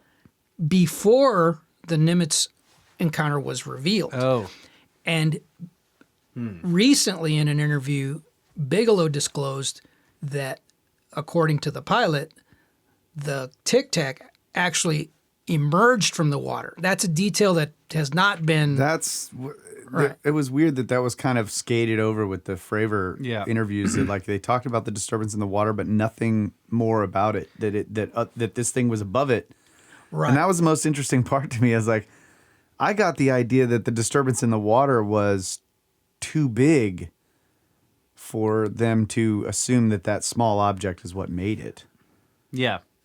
I think the inference is that was some type of a mothership type thing under the water. The Tic Tac emerged from The Tic Tac was, at the very least, at least the way Fravor explained it on Lex Friedman's podcast was he was like, look, it was definitely around that spot for whatever reason, but Lex tried to push him on the disturbance under the water, and Fravor was like, "Look, man, I can't give you any more details." It was, and at the beginning there were actually multiple targets, and they dropped into radar coverage That's right, from yeah. above 80,000 feet. that's right. They were seeing those for weeks, right? Right. Yeah, They That's dropped right. down in. yeah, In Fravor's interview on Rogan, he refers to other incidents, not that he observed, but friends, Yep. where they encountered some type of object under the water, Yeah. where they were recovering buoys, Yep. and these things would come up and pull the buoys down. yeah. Yank the buoys. Right. Yeah. Oh yeah, dude. We've been seeing these for weeks, and I'm like, what? So the December 2017 New York Times article, which covered the Nimitz encounter, also revealed the existence of the Pentagon's Advanced Aerospace Threat Identification Program, ATIP. But as surprising as that revelation was, it was only one aspect of a much larger and stranger Pentagon-funded program. But for that detail, we'll need to shift our focus from the ocean off the coast of San Diego to the desert of the Uinta Basin in Utah. Uinta Basin. A little bit. Uinta Basins. Yep. Some of the earliest details regarding experiences at an infamous ranch were found in an article by David Perkins published in 1997 in Spirit magazine. This was before this Skinwalker Ranch came out. Skinwalker was on the radar. Yeah. But that's No pun during. intended. But that's during. Isn't that during the period when? What's the name of the family they were The living Shermans. there? Yeah, Yes. the Shermans were living Yes, there. Yeah. correct. In 2004, rancher Terry Sherman and his wife Gwen purchased the 480-acre land bordering the Uinta and Ore Ute Indian Reservation, Yep. protected by a long red ridge. They were puzzled why the piece of prime property had been sitting vacant for 7 years. The ranch's previous owner, who had no children, had lived there since the 1930s. Mr. Myers had died 15 years previously, and Mrs. Myers lived there by herself for 7 more years before she passed away. Terry had conversations with a group of Ute Indians who worked the local water department. The Indians told Terry that they had formed a pool to take up bets on to how long the Shermans would last on Yeah. the ranch. Wow. The longest guess was a year and a half, and the Shermans lasted 2 years. Yeah. Can I throw in a detail that Yep. fascinated me in the book? Mm-hmm. They talked about how when they first got there and they were looking over the house, the buildings, that the main house had like freaking 7 locks on the door. On both sides of On the both doors. sides of the house, yeah. And they were just like, okay, what? The person was paranoid. And of course, then they start staying there, and then at night, shit starts happening. And then they start understanding why you want to lock all these locks, because there's all this crap. crazy stuff happening outside. Right. The local Indian shaman, a local Indian shaman friend of Terry's, told him that that there were tribal songs about the spirits and spooks on the ranch going back 10 generations. And the shaman said the area was considered unholy ground and was on the path of the Skinwalkers. Yeah. Father Silvestre Velez de Escalante, while on the famous Dominguez Escalante mapping expedition of the American Northwest, described encountering strange fireballs in that area in 1776. Yep. In April of 1995, while checking on his cattle one evening, Terry saw a silent glowing object pass over the trees at the edge of one of his fields. A few days later, Gwen saw another unexplained flying object. It looked like headlights, but they were at a distance, away from the craft. It just lit up the whole side of the mountain like it was broad daylight. Terry soon started experiencing odd cattle deaths on the ranch. And movements, right? Yeah, They wouldn't always die, but like the story where they got moved into that little tiny, all of them were crammed into that trailer. Yeah, there's so many crazy stories related to this. There's no way I could put them all in. Of course, we yeah. do 2 episodes just on the Yeah. occurrences that have been described there. But Yeah. there's some. I wanted to hit some highlights of some of the Yeah. rather strange ones. Okay. Here. During the next few months, the Shermans observed a variety of craft, and the mutilation activity continued. The most spectacular aerial phenomenon they observed was described by Terry, quote, "We would see 100-foot circular opening in the air. It was like 4 orange-colored doorways that would start to spiral open. Looking through a high-powered scope, the Shermans watched as smaller craft would emerge from the hovering portals, flying around the property and then re-entering the doorways.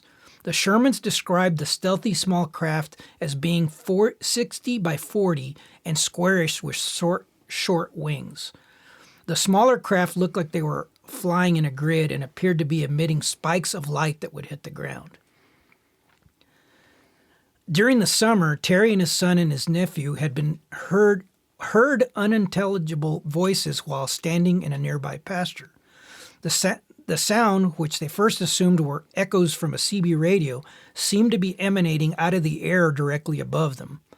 They listened more closely, and they could hear distinctly 2 voices speaking in an unknown language, which Terry described as choppy and halting, like a cross between Russian and Native American. One voice had a deep resonant tone, and the other was higher pitched. Terry yelled into the air, "We can hear you!" The voices stopped momentarily, and a deeper voice broke into rumbling laughter. Yeah. And then the conversation went on as before. Don't talk to the skinwalkers. Yeah. By the fall, the Shermans reported seeing the lights in the field one night. Gwen grabbed her binoculars, focusing in on what to see a square lighted structure sitting on the ground. Before the lights blinked out, Gwen caught a glimpse of a, quote, "large, heavy-set individual seated in the object." A short time later, the craft appeared again. This time, she and Terry watched it through a 60-power spotting scope. They could see a figure standing next to the object. Terry described this as a person or being, quote, "over 7 feet tall and decked out totally in a black uniform and very huge." The Shermans noted that the being appeared to have a visor or something shiny over its face because of the way the light glinted off his head. Soon, another strange phenomenon began to display itself. The family started noticing blue glowing balls moving around the property. The balls gave off a crackling sound, seemed intelligently controlled, and could either hover or move at unbelievably fast speeds. One evening, the Shermans watched as the blue balls approached their home. The light hovered within a foot of the horse's face, spooking it. From a distance of 10 feet, Gwen shined a flashlight on the globe, and it retreated. It then approached Terry as if inspecting him. Terry described it as a, quote, "glass ball about the size of a baseball, which appeared to contain 2 blue fluids which intermingled with each other," unquote. Oh, man. I remember that, too, yeah. That they looked like just like glowing electrical orbs, but once they got close enough, he realized it was like this transparent sphere that contained 2 immiscible fluids. Right. Yeah, that's crazy stuff. Later that evening, the dreadful ball returned. This time, it hovered in the face of a cow. Again, the globe retreated, and the Shermans' 3 dogs shot off after it, chasing it in snarling hot pursuit. Gwen and Terry watched as the dogs followed the globes into the wooded area. They lost sight of the ball and then heard a piercing yelp. Yep. The 3 dogs did not return. Deciding that discretion was the better part of valor, the Shermans decided to wait until the morning to investigate. The next day, Gwen and Terry found 3 burned circles in the woods. In the center of each circle, they discovered a greasy blob of what looked like shortening or butter. The trees above the burned rings also had been scorched. According to Terry, the grass eventually grew back, but the tree limbs died. Yeah. This was the final straw for Gwen and Terry. Dogs Yeah. never came back, so they were basically They just couldn't toasted. go on without their dogs. Yep. Yeah. And they decided they could no longer guarantee the safety of their children, and they decided to put the place up for sale. Oh my God! That's So you think crazy. those are like little drones? You know, I mean, I know again we're going on this nuts and bolts technological angle, but these little glass spheres, like I mean, unless that's somehow holding a being, it must be controlled remotely, or do you think it's... And there's no way to, you have Sounds to like speculate. magic. Yeah, it sounds like magic. It sounds like fireballs, right? But then the dogs chase it off into just the woods. over there And grinning. yeah, he's just like looking at us and laughing. Yes, Russ. Yeah, all of that. expand your mind now. We'll be speculating about certain parts of that, but the thing is that you can't really say, well, it's probably this or probably that, because there's always conflicting data. Like no matter how sure you are of a certain, Yeah. it has to be this, then there inevitably will be some bits of data that completely contradict that. Yeah. And again, I think maybe there may actually be a legitimate reason for why that is. And we'll get to that in the fourth segment. Okay. All right. It requires 33% brain expansion. Okay, we haven't gotten there yet. All right. So in 1996, Bigelow bought the ranch for less than what the Shermans paid for it. And he also sold, Sherman also sold some of his cattle. And I'm sure most of the listeners probably have heard some of the things related to the... Yeah, they got a related to the caretaker cattle. agreement, Right. and the wife and kids would not go back out there, but Sherman himself would go out there and help the scientists and sort of lead them around the property and show them where things had happened. But yeah, they still kept some of their cattle there. But yeah, I mean, they had Angus. They had some. When I remember reading the book, they had very high priced Angus bulls. Where they each one cost like $10,000 or something, and so they would lose a bunch of cows, and that's a fortune. Yeah. When they get mutilated, and you come out there and there's 4 mutilated cows, and that's $40,000 you just lost. Due to his long-standing interest in the subject, in 1995, Las Vegas real estate developer Robert Bigelow created the National Institute of Discovery Science, NIDS, for the scientific study of paranormal phenomenon. The organization was comprised of staff of a scientific advisory panel, many PhDs, and 2 former NASA astronauts, and was led by molecular biologist chemist Dr. Colin Kelleher. NIDS began investigating Skinwalker Ranch in May of 1996, prior to Bigelow closing on the purchase. George Knapp, who has reported extensively on the site, also co-authored the book Hunt for Skinwalker with Colin Kelleher. Yeah. And has relayed many details which occurred on the. In an interview with Alejandro Rojas on Open Minds TV, Knapp quoted one interesting or semi-funny encounter. And this is a long quote from Knapp. I like the way he tells the story. One day, a big Grizzly Adam type guy claimed he was drawn to the property, and he didn't know why, but he wanted to meditate on the ranch. Yeah, I remember this story. The rancher and his son said, "All right, fine, you can spend a couple of minutes and we'll take you out in the middle of the homestead." They went off to the side and kind of kept an eye on the guy, chuckling to themselves. And he was there in the field for a couple of minutes with his head to the sky and his eyes closed, with his arms lifted up and palms to the sky. And they hear this cowbell off in the distance. And the ranchers realize, hey, you know what? We don't have cows with cowbells. And then they see this thing moving in the trees. It's like Predator, like in the movie Predator. A camouflage, opaque sort of critter. Large, moving through the trees, and it comes out of the trees, and it goes right at the Grizzly Adam dude. Yep. And the rancher was just about to warn him that something was going to happen, and this creature goes right up to the guy and roars like a lion, and you can hear it from a mile away. This guy just about crapped his pants and jumped backwards and falls to the ground.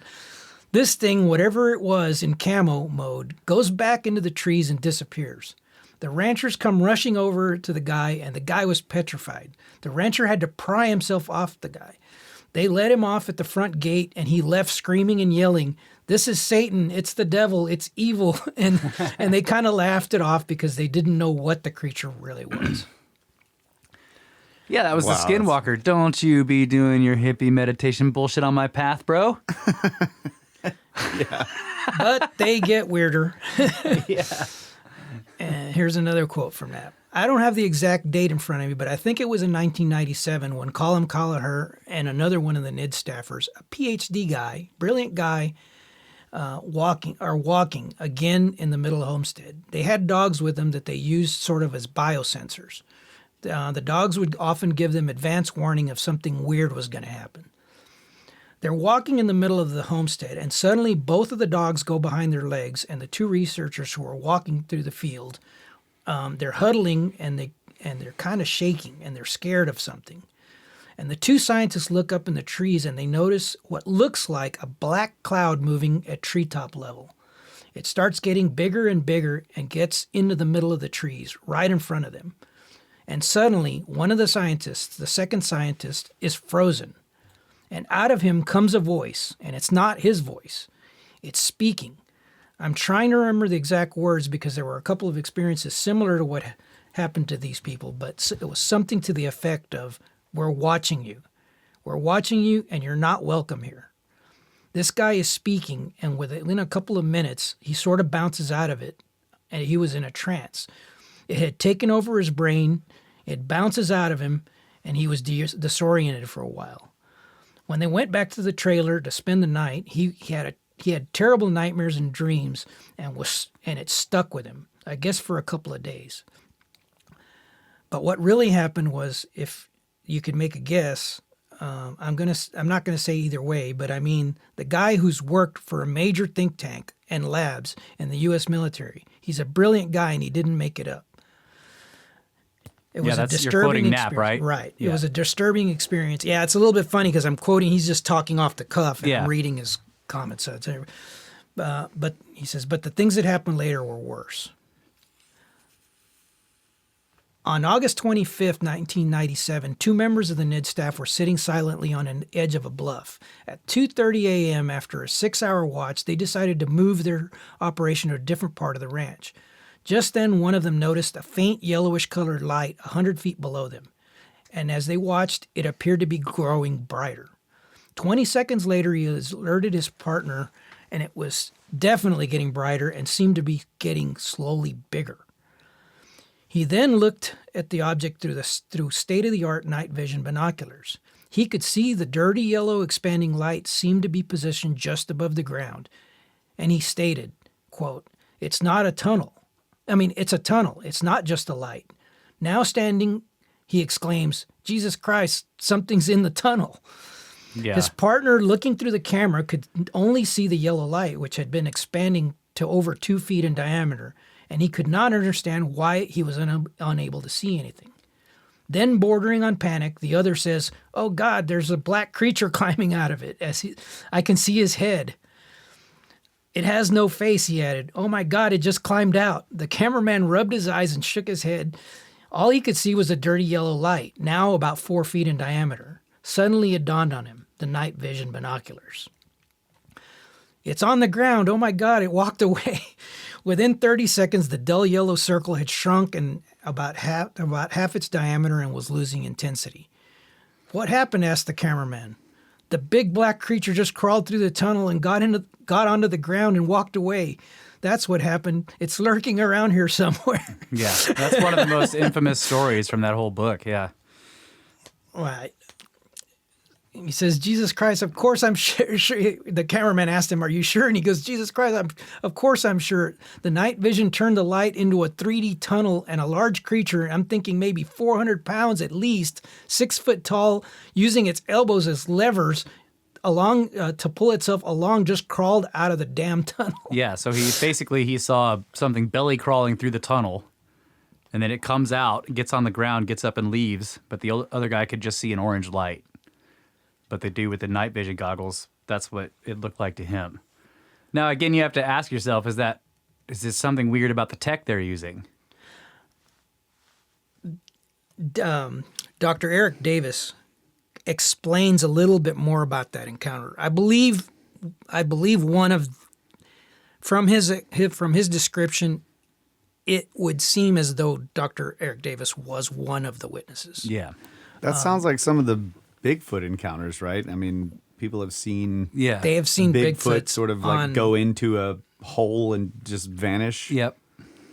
Yeah, and I'm going to skip through some of these. You get the gist of this. There's really strange things going on. Well, I guess and they do sound ominous. That's the other thing about Skinwalker is that none of them are positive experiences.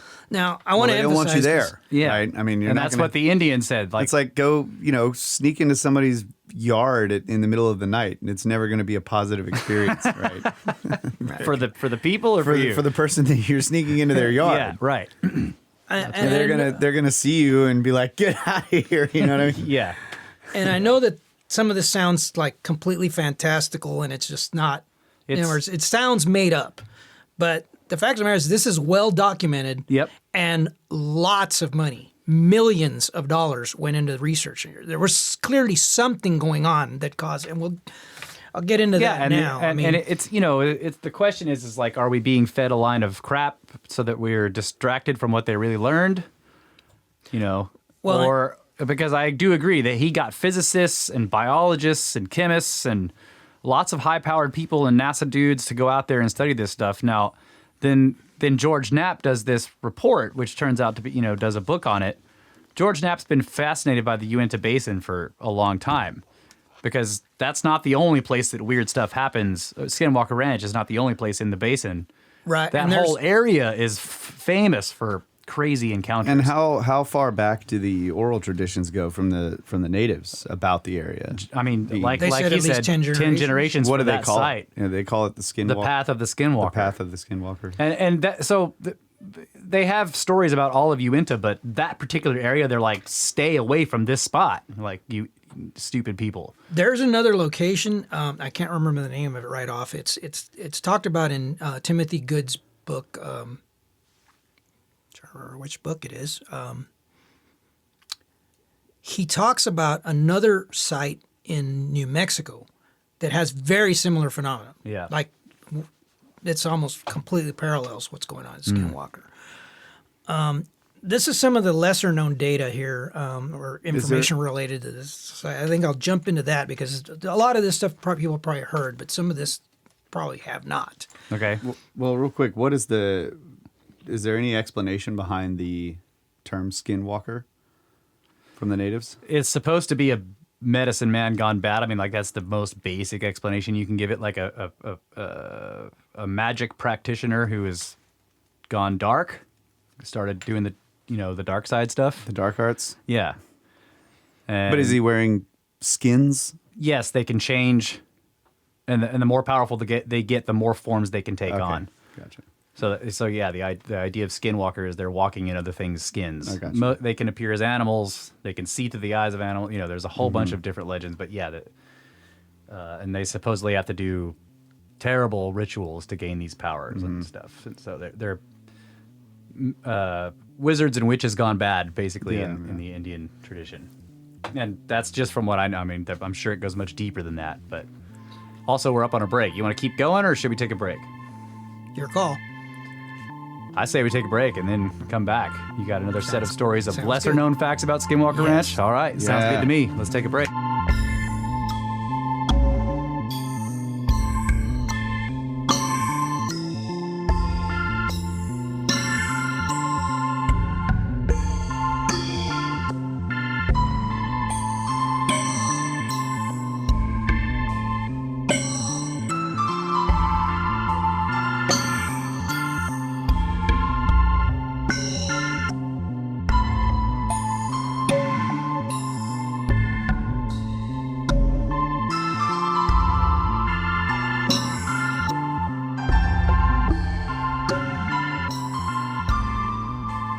And we are back.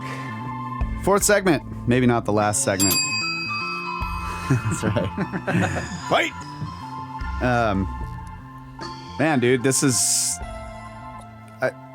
I'm kind of a layman on the whole UFO thing. Like, I just never really looked This is into the it. most UFO exposure Kyle's ever had. Yeah. And it's awesome. And this is just like I think it was the first episode where you were going through all of the government actions, response, all of the stuff that the governments have been doing regarding this phenomena was really amazing. And then this, Skinwalker Ranch, I've heard, the name. I've heard stories. It brought up in conversation so many times. Never looked into it, but just hearing your presentation on. Is there an audiobook version of that? Well, my question was going to be is like, what is the best way to get information on this? Because there's so much stuff on the internet. Like, is there an audiobook or is there a PDF that's in the free? I own the book. Let's see if there's an audiobook version of it. Okay, yeah, because I mean, I would love to just dig into that, and then also, of course, I have it. Okay. I have it. Yeah. How to look up. I mean, I guess the book would probably have this, but especially the legends of the natives and stuff about. There's so much to this that honestly, I would suggest that at one point we could do a deep dive specifically into Skinwalker. I would love that. I'm trying to do there's kind of an overarching theme to this, and I think the next segment is actually going to sort of start to provide potential explanations for some of this. So I'm just kind of touching on certain aspects of Skinwalker. Yeah, I understand that, and that's there's cool, so much there. We could probably do 2 or 3 easily on just Skinwalker. Yeah, just your overview is I'm like, man, this is amazing. I want to look into this more. Okay, I own the book and I have the audio version, so you should just. All right, well, all right, I'm checking it out. I have a PDF of it as well. Okay. Don't be giving out stolen shit, man. No, I bought it.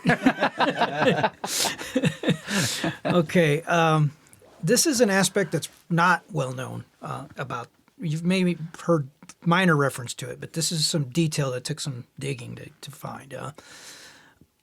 Because, and I'm going to back up just a minute. There are very often suggestions that what's going on at Skinwalker is some type of military tests of psychotronic weaponry and things like that. So yeah.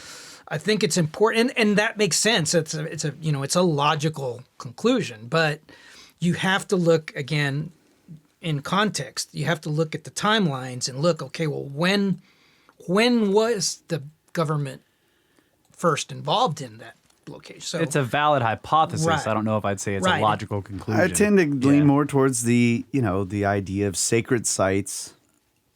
This is something that's very prevalent in the ancient world. That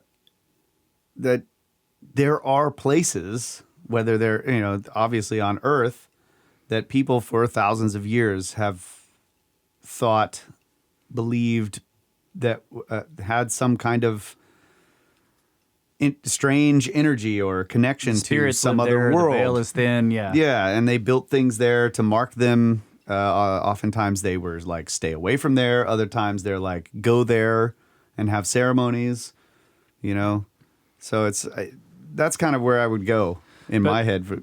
But where were you going with looking at when the government was involved? Because I think you were trying to make a point. Okay. Yeah. In 2006, Gary Bacon of Starstream Research reported about a leak of information concerning the formulation of a DIA Technology Insight Gauge Evaluation and Review Committee chaired by Dr. Ruth David. The DIA group, known as the Tiger Committee, was convened to report on threat of surprise advances in weaponized technology. Officially, the Tiger Group's committee's interests included intelligence and threat analysis in the area of new technologies, nanotechnology, biotechnology, chemistry, electronics, communication systems, computer science, physics, aeronautics, and new type of spy systems. However, a Tiger Committee member suggested that more than human threats were of a concern. The following year, in 2007, an individual from the DIA, Dr. James Thomas Lakatsky, a PhD in physics and mathematics, read about the ranch and thought that that there might be something there of interest to the DIA and the Pentagon related to national security. So he reached out to Bob Bigelow and said, "Hey, I just read your book on the Skinwalker, and I'd really be interested in going out there to take a look." Bigelow responded, "Yeah, fly out to Vegas and I'll take you out there." Lakatsky had suspicions that the UFO phenomena might encompass a much broader range of paranormal phenomena, and that the craft observed may not be the end-all, be-all, and only represent the tip of the iceberg. So he wanted to visit Skinwalker Ranch to take a look. Dr. Lakatsky was a serious-minded scientist with a solid background in nuclear engineering and plasma physics, having worked for the Missile Defense Agency and DARPA's System Planning Corporation prior to the DIA, and his wife worked at NASA. Upon arrival at the ranch, Knapp claims, this is George Knapp, claims that within 5 minutes, Dr. Lakatsky had an experience which he emphasized was totally tailored specifically for him. Knapp states, "It was something that appeared in the air 10 feet away from him, inside the house while he was having a conversation. And it was at such an angle that it was only viewable within his line of sight. The thing appeared to him. He was trying to play it cool and not let anybody else know it was there. He's in the main ranch house, hearing some stories from the caretakers who lived there, and this thing appeared inside the house in broad daylight." UFO researcher Joe Murgia uncovered further details of the encounter that are not widely known. According to Dr. Eric Davis, he reports, quote, "A 3D object appeared in midair in front of him and changed shape like a changing topological figure. It went from a pretzel shape to a Mobius strip shape. Mobius strip shape. It was 3D and multicolored." In regard to this, Jeremy Corbell further added that the Morbius strip had hieroglyphic etchings around it. Morbius states, quote, "I have to admit that when I read that, I had no idea what a Morbius strip was. So a quick wiki search, I learned that it was discovered in 1858 by August Morbius, a German mathematician and theoretical astronomer, and he describes it as follows. In mathematics, a Morbius strip is a surface with only one side and only one boundary curve.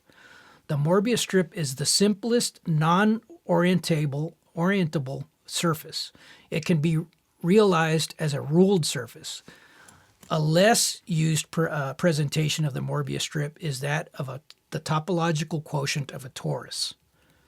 In God, Infinity, and the Morbius Universe, author Kenneth Harper Fenton states, "The Morbius strip is one twisted and pinched in the middle, looks like the symbol for infinity.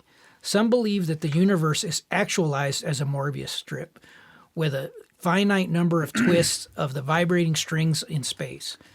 It is finite in that it is going forward. It transverses time and space, turning in a warped circle as it experiences its own starting point.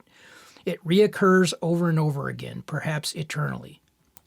All right, so I'm gonna have to homocorrect us. It's Mobius strip. So if you take like a strip of a ribbon or a strip of paper, and you rotate one side, flip it over, and then you connect them together with tape, you've got a Mobius strip. You follow that. Correct. Yeah. If you follow the surface, the finger, and it's endless. It's just one side. It's one side. Yeah. So to the average person, the object, although startling, may not have had any deeper meaning, but it presented itself in a position visible only to a PhD mathematician, and which carried a particular significance, perhaps even a message. This begs the question, how did the agency behind the display know the witness was capable of recognizing it? What was its intent? And did it precognitively know what would happen as a result? And I want to know what was implied by the pretzel. Like, is there some kind of message there too? Or was it really a pretzel or something? I think he's just referring to the shape. Yeah. Because, if you don't initially know what you're looking at, it might Yeah, look he like said a it pretzel started out like a pretzel sort of thing, and then it turned into a Mobius strip. Like, was it actually a pretzel, or was it more like a Celtic knot? Because that's another version of that kind of thing. It's an endless... When you trace it out, it's actually all one thing, but when you look at it, it looks like a complicated thing, but you realize it's just one line. In an interview with Knapp recently, Bigelow described the incident, and he said that it was a tubular shape that looked like the cover of Tubular Bells. Looks like a pretzel, but tubular. But I think it's just because they're not wanting to reveal too much detail about this. Yeah. So Knapp describes the result of the apparition. So Lakatsky leaves and tells Bigelow about it later. He goes back to Washington and he looks up Harry Reid, who at the time was the Senate majority leader. They had some interactions on national security issues, and he told him about his experience. He said, "We need to study this. This is a unique place." And Reid went to some of his colleagues, and as the story is told, his colleagues in Senate, they made an argument that UFOs deserve to be studied and that there could be direct national security implications, and that ignoring them didn't make them go away, it just made them more enigmatic. So they set up a program that was initially OSAP, Advanced Aerospace Weapons Systems Application Program. It was separate from ATIP, the program that Lou Elizondo was involved with. James Lukatsky, Bob Bigelow, and Colin Colliher, and everyone associated with the NIDS knew that UFOs do in fact occur in connection with other strange stuff, and that as much as ufologists don't like to admit it, there is a connection to Bigfoot, crop circles, and there are connections to animal mutilations. It's not clear what those connections were, other than proximity and at the same time in the same place, but of all different phenomena. You had it all there on the ranch. There was strange stuff going on.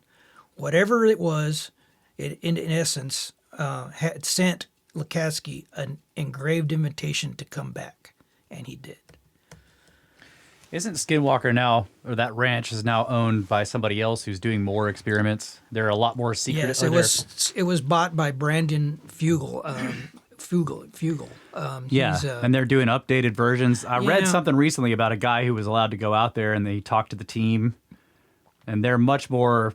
He's, at least from what I was reading there, they seem much more aware that the entity or whatever it is that's out there is aware of them. Like when I was reading through Skinwalker, Hunt for the Skinwalker, I was constantly annoyed by the seeming unwillingness of the scientific team that was put out there to realize that what they were dealing with was something that was aware they were there, right? And so they were constantly they'd put up cameras in obvious places, and then the cameras would get shut down right before some crazy stuff happened. And then the ranch guy is like, you got to hide your stuff. It knows you're here. Yeah, there's definitely an interactive quality to this. Yeah, and they were treating it like they were like, well, we're just putting up stuff to look at a natural phenomena that's completely unaware of our existence. And the guy was like, no, it's smarter than you are, So I think this new team is taking that approach. Again, there's so much to this that we could be here for days talking about it. So to not spend too much time on finer details that we probably will go through in a future episode. Suffice to say that a lot of study, first of all, the $22 million that were reported as going to, in the New York Times article, as going to ATIP, did not go to ATIP. They went to BASS, which was Bigelow's investigation at Skinwalker. Yeah. So clearly there was concern. That's a lot of money. They spent a lot of money on this, seemingly crazy stuff. Yeah. But I think in terms of how this is relevant to the next segment, I think it's important to learn why it was canceled. Okay. When asked why the program had been shut down, Knapp stated, quote, "Basically, high-level people in different intelligence agencies who are fundamentalist Christians who think that anything involving UFOs and the paranormal is satanic, that is, by studying it, we invite Satan into the world, and they wanted it killed for those reasons. I know that sounds like, and I'm not belittling anybody's religious beliefs, but man, that kind of a decision making, deciding to kill a program that's doing good work because Satan might be involved, that doesn't make me feel any better about the Pentagon when I hear stories like that, but it's true. Knapp concluded, when someone uses mumbo-jumbo and spooky stories and religious beliefs to put the kibosh on a scientific study or a legitimate inquiry, that's troublesome. You know that maybe it is Satan. Maybe it's demons. I don't know what it is. Interdimensional, time travel, interdimensional people, all of the above. Crypto-terrestrial, ultra-terrestrial, we don't know. But we need to figure it out. If not for national security reasons or personal safety, just for the sheer joy of discovery. It is a very bad national security policy that we don't want when you don't want to know something. It makes no sense at all. I also, the first thing I think of when I hear that is, like, people at the top of intelligence agencies are like, this is Satan. I'm like, yeah. That's exactly what they said. They don't want you studying it. Well, they don't think it's Satan. But that's what they said. Lou Elizondo published an article in November of 2018 titled, What We Know and What We Believe Are Not Always the Same Things. And here's how our perception of fact influences our worldview. He states, quote, UAP has even been associated with demons and Judeo-Christian beliefs. I experienced this firsthand during my time working at the U.S. government's Advanced Aerospace Threat Identification Program, where certain senior government officials thought our collection of facts on unexplained phenomena was dangerous to their philosophical beliefs. In fact, at ATIP, my predecessor, Dr. James Lukatsky's career was ruined because of misplaced fear by an elite few. Rather than accept the data as provided by top-ranking rocket scientists, they decided that the data was a threat to their belief system and instead destroyed his career because of it. Several dear friends, despite my disagreement that UAPs were demonic in nature, knowledge doesn't necessarily have to be at odds with beliefs, but any well-grounded belief should always make room for new knowledge. Maybe it's old knowledge. Yep. And they know what they're talking about. Or maybe they don't know what they're talking about, but it's old. Yeah. Right? I don't know. So he's again implying there that people who are very religious destroyed his career because they didn't like the information he was coming up with? That's what he's saying. He's saying that there were people in the government that believed that whatever this entity or power that they were dealing with there was demonic. Yeah. But sometimes some of the information that was coming out might have given them that impression.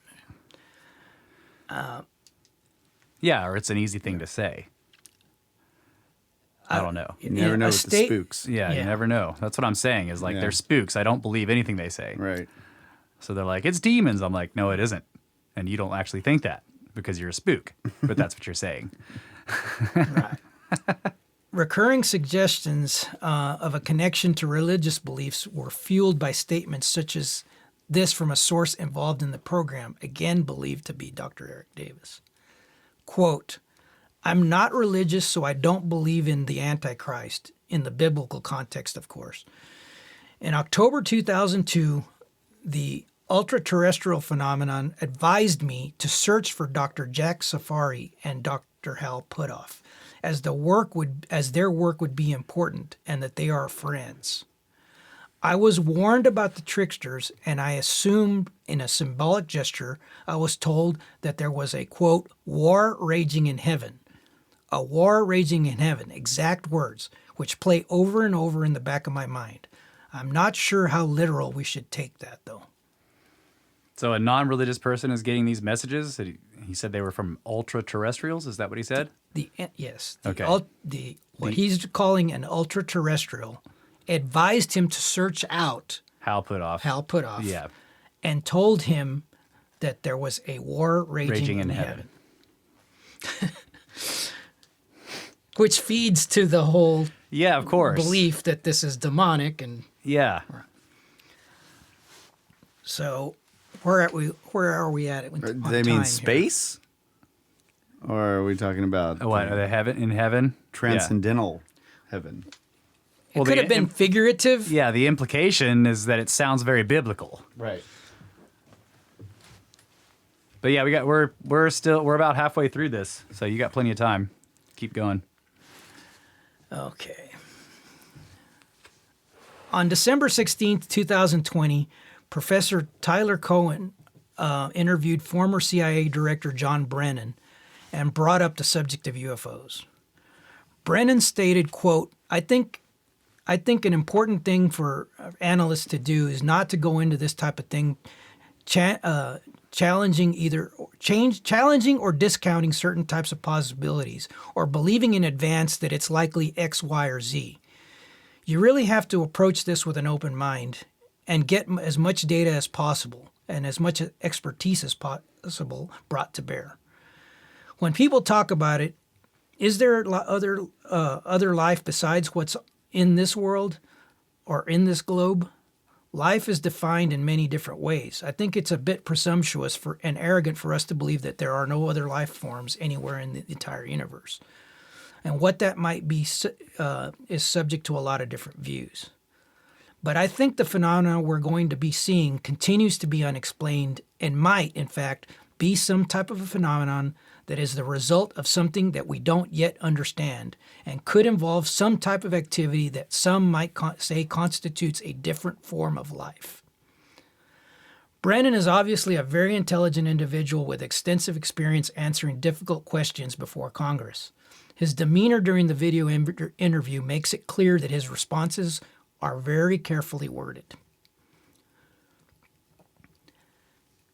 At the end of the interview regarding UFOs, he stated this, quote, supernatural is in the eye of the beholder. Again, I'm not going to discount them. That's why I'm agnostic as opposed to an atheist. I just want to leave my mind open to what something might be, but who knows what those things might actually be. Given George Knapp's comments regarding the cancellation of OSAP BAS programs, I find Brennan's choice of words quite potentially suggestive. Who's saying this? Is that you writing this, or is it? Yeah, no, this is me. Somebody? This is Okay. me All right. saying this. This struck me as soon as I heard that. I thought that was a very curious choice of words. Yeah. Webster provides the following definitions. Skeptic, a person who questions the validity or authenticity of something purporting to be factual. Yeah. Atheist, a person who denies or disbelieves in the existence of a supreme being or beings. He didn't say he was a skeptic. No. He said he was agnostic. No, he said, that's I'm not why an I'm atheist. agnostic as opposed to atheist. Right. Not agnostic as opposed to skeptic. Right. Yeah. Yeah, atheism and agnosticism tend to have religious connotations. Exactly. Yeah. You often hear statistics thrown around, such as 57% of the population believes that other intelligent life exists in the universe, or 45% of the population believes that ETs are visiting or have visited this planet in the distant past. While that may serve as a barometer in some respects, most of us know that polls can be manipulated. However, more importantly, along that line of questioning, I suggest that there may be something significant being missed. Some individuals believe in ETs. Others believe in ghosts and spirits. Some believe in fairies and demons. And many believe in a supreme being and angels. Individually, each of these belief systems may represent a subgroup of the population. But what if there is an unrecognized overlap in some or all of these beliefs? Suddenly combined, the belief quotient jumps significantly and may represent the overwhelming majority of the world's population. What might be lacking in such a scenario is the willingness to look at the data and connect the dots. The UFO phenomenon may be very similar or the exact same phenomenon experienced through spirituality. Answers may be elusive because the fundamental nature of the phenomenon may be untestable scientifically utilizing current understanding of physics. In 2005, a paper was published in the Journal of British Interplanetary Society titled Inflation Theory, Implications for Extraterrestrial Visitation, co-authored by Dr. Harold Puthoff, James Deardorff, Bernard Haish, and Bruce Maccabee. The paper focuses on Enrico Fermi's paradox, which questions where are all the aliens and why isn't it obvious that Earth has been visited by extraterrestrials. The introduction states, quote, "Theoretical possibilities unknown to Fermi make the paradox even stronger today. One can rationally conjecture about the prospects afforded by adjacent M-brane universes. Indeed, the multidimensions underlying superstring and M-brane theories, if they're correct, there could be inhabited universes separated from ours by minute orthogonal distances." In the highly recommended book Daimonic Reality, A Field Guide to the Otherworld, author Patrick Harper writes, "Christianity was simply another set of beliefs competing for sovereignty with several others such as Gnosticism, Hermeticism, and especially Neoplatonism. They were eventually either declared heretical or partially absorbed into Christianity, which became the official religion of the Holy Roman Empire. The great authorities on the intermediate world of physics reality were the Neoplatonists, who flourished from about the middle of the 3rd century AD to the middle of the 6th. Following Plato's most mystical dialogue, the Timaeus, they called the intermediate region the soul of the world, widely known in Latin as anima mundi. Just as the human soul mediated between the spirit and the body, so the world's soul mediated between the one, which is God and the transcendent source of all things, and the material sensory world. The agents of mediation were called the daimons, who, as it were, populated the soul of the world and provided a connection between the gods and men. Christianity later unjustly pronounced the daimons demons, but originally they were simply the beings who thronged myth and folklore, from the Greek nymphs, stars, fauns, dryads, etc., elves, gnomes, trolls, jinn, and so on. The daimons were essentially the Gnostic, Hermetic, Neoplatonic traditions of philosophy. But the daimons of myth evolved into a sort more suited to these philosophies, were angels, souls, and acrons, thorns, or powers, many of which infiltrated Christianity. Ever flexible, the daimons changed their shape to suit the times, even becoming abstractions when necessary, but preferring, if possible, to remain personified. Never quite divine nor quite human, the daimons erupted out of the soul of the world. They were neither spiritual nor physical, but both. Neither were they wholly inner or wholly outer, but both. They were paradoxical beings, but being both good and bad, benign and frightening, guiding and warning, prospecting and maddening. Plato has Diamata described them in the Symposium, a dialogue devoted to the most neglected topic in philosophy, love. Everything that is daimonic is intermediate between God and mortal. Interpreting and conveying the wishes of men to gods and the will of gods to men, it stands between the two and fills the gaps. God has no contact with men, only through the daimonic is there intercourse and conversation between men and gods, whether in the walking state or sleep.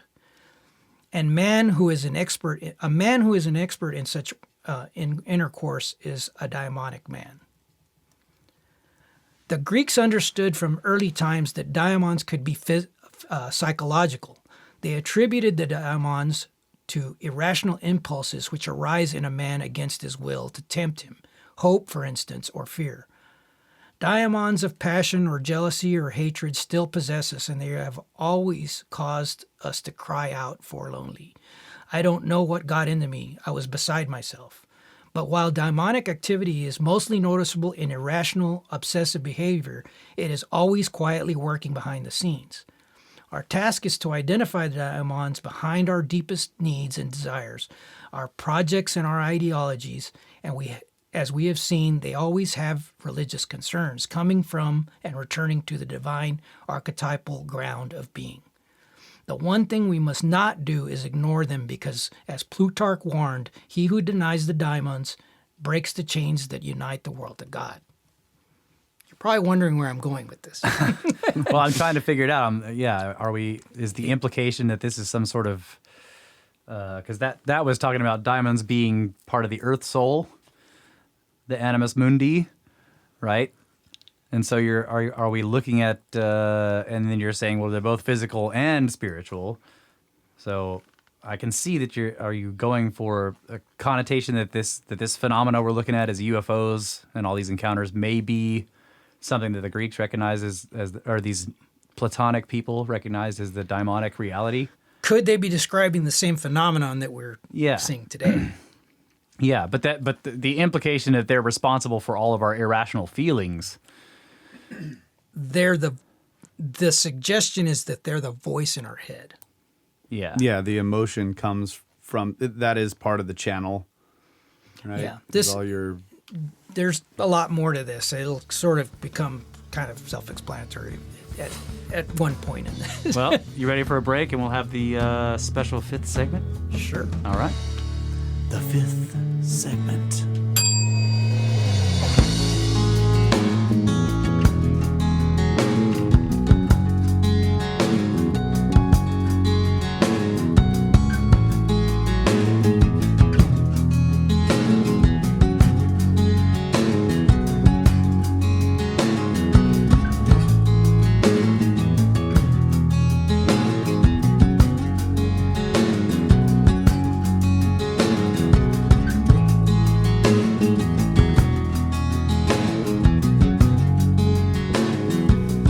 UFOs Part 4, fifth segment, with Marty Garza, Brothers of the Serpent podcast.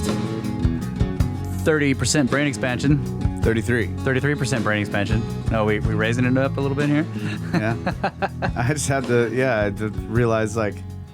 Of course it's 33%. Yeah, it's got to be 33. Yeah, okay. But also, what I was saying before was like, oh, yeah, it seems more likely to me that there are these, sacred sites in the world rather than this being some kind of government tech type stuff. But of course, if that were true, then it would behoove governments of the world to study that technology or study that phenomenon or those phenomena and figure out how to utilize them, right? So it could be both. Yeah. And then there's my labs, where it does seem like some government is getting involved. I don't know how much have you followed those, the military style abductions? Yeah, I mean, like that could also be a screen memory. I don't know. There are clearly, unquestionably psychological operations. Mm-hmm. That's pretty well established. I mean, we know that the government has done, CIA has done, very terrible nasty stuff. things to people, but I don't know that that's something that could be considered a global, reach type operation. I don't think so either. Yeah, it's been going on for too long, and as we're seeing in this, and I know this seems like it's a departure for it, but you'll start to see the parallels here, and how that maybe these same phenomenon have been described throughout recorded history in different ways. Yeah, of course. Where they were being perceived as different things than what we might now call an extraterrestrial or ultra-terrestrial. Yeah, like the extraterrestrial is just the current cultural veneer over the same phenomena that's been happening for thousands of years. Correct. Yeah, okay. And as far as governments go, as a whole, for a government, it would be unwise to use like the rule of never mark anything as unknown. just say it's this or that. Sounds like a bad idea to me. Like that would be a really bad idea unless that's just what you wanted to portray. Yeah. Because of course you're trying to do stuff undercover. Yeah. Or you figured out just enough to realize how terrifying the reality actually is, or something like that. That's the other thing I think of is like, do they know just enough to make it scary? And so then they want to bury everything and they don't want to release all this information. And then they tell you, oh, it's national security, or we can't give you, ways or the methods, that we got this. Like even releasing the information gives you enough information to know about what our sensors are like, and these are all top secret. And they tell you all this bullshit, but it's just like, okay, well, what about the stuff you looked at in the 40s? That can't possibly be top secret anymore in terms of instrumentation. Right. I was listening to I don't even remember which podcast it was. I was listening to one, and they asked a question: "What's your favorite conspiracy theory?"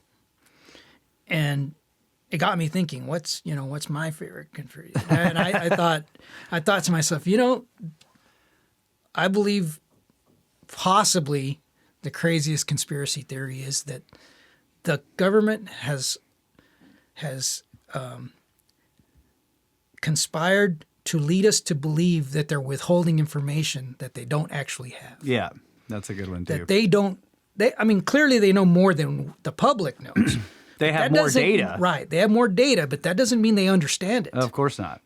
They could be receiving information that's conflicting, and they could be as perplexed about this as we are. In fact, that's what it seems like. That's what it seems, at least in regard to Skinwalker. It seems as though they don't have any real idea what's going on there either. Yeah. So let's move on. Let's keep going with this theme and see if we can circle back and have this make some sense. Mobius strip back. Yeah. All right. Yeah. Hope McDonald compiled a book titled When Angels Appear, in which she recounts anecdotes of angelic visitations gathered from among friends and acquaintances. The stories are not especially memorable. Many of them, as she calls angel stories, could be called something else. Some of them are dubious. For example, she cites classic pieces of modern folklore known as the vanishing hitchhiker encounters as angelic encounters. But they do draw attention to the large number of people who have experienced something that they think is miraculous. Miss McDonald found that most of her informants had three things in common. They had never told their stories before. The experience had made a great impact on their lives, and they were grateful for the opportunity to describe it. John Keel tells of similar reactions when questioning large bodies of silent contactees whose UFO experiences had never been publicized. However, it is more unusual for one's angel to remain unseen and merely to warn. It's more usual for one's angel to remain unseen and merely to warn or arrest one in the course of action with a single word or sentence, or silently with a touch on the shoulder. Even less tangible are the sudden hunches and intuitions, also like the work of a guardian angel, which appear out of the blue to make us miss a plane that's doomed to crash, or simply search for an unlikely place for a lost object. As Miss McDonald remarks, people by and large have little desire to speak about their demonic experiences, let alone prove them to others. They know instinctively that they belong in a separate, fragile reality that must be cherished in silence rather than blabbed about. And this is the one reason we hear so little about them. Yeah, so some of that you were just talking about, like the vanishing hitchhiker. Of course, I've seen tons of those stories and heard them. And then the tap on the shoulder, the voice in the ear, third man effect, and then the other thing is that, like, the whole thing about, this fascinated me for a while. There's this, and this is, as far as I know, this has been statistically shown that planes that crash, that end up crashing or something, for whatever reason, they have the highest cancellation rate of people just deciding not to go on that flight, Like it's like, and it doesn't. It's not. You can't look at individual ones, but just over a bunch of them, planes that have gone down or had some kind of problem. more people cancel seats on those flights than other ones. It's weird. It's like, it statistically shows that somehow people get a feeling they're like, I'm not going on this one. That's cool. Yeah. Guardian angels derive from Neoplatonism, and along with other classes of angels, became a part of the Christian dogma at the Council of Nicaea. But long before this, the ancient Greeks believed that individuals were attached at birth to a daimon who determined, wholly or in part, their destiny. Plato's mentor, Socrates, had a daimon who was famous for always saying no. It did not enter into rational discourse with Socrates. It merely warned him when he was about to do something wrong, especially if it was something displeasing to the gods. Like the prompting of a conscience, and indeed like a cryptic guardian angel, cited Miss McDonald. Plato in the Timaeus identified an individual daimon with the element of pure reason and in man, and so it became just a lofty spirit guide or Freudian superego. This may be true of certain, perhaps exceptional individuals, but it is also true that daimons are likely to represent unreason or at least be equivocal. But meanwhile, it is instructive to consider the case of Napoleon, who had a similar spirit which protected him, which guided him as a daimon, and which at particular moments took the shape of a shining sphere, which he called his star, or which visited him in the figure of a dwarf clothed in red to warn him. This reminds us that personal daimons favor two forms, which manifest as an abstract light, globe, or oval, as in a shining sphere, or the personification of angelic, mannequin-like, or whatever. It confirms, in other words, that two forms are different manifestations of each other. With Napoleon's case, different functions. The star guides, the dwarf warns. Both are images of the soul, which is another way of understanding the daimon. Yeah, wouldn't that be similar to like a higher self thing in modern terms, right? Everybody's born with one, and it kind of guides you throughout your life or something. The book covers, it's like a 450-page book, and it covers Jung a lot. Okay. He had a daimon as well, which is strange. In other words, it's strange that these familiar personalities had this guide that they spoke openly about. Yet these ideas today seem rather strange. In other words, it sounds fantastical.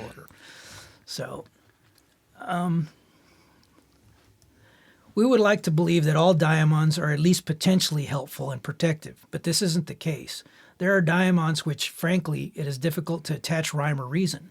Far from being articulate, wise, or superhuman, they appear to be brutal or subhuman.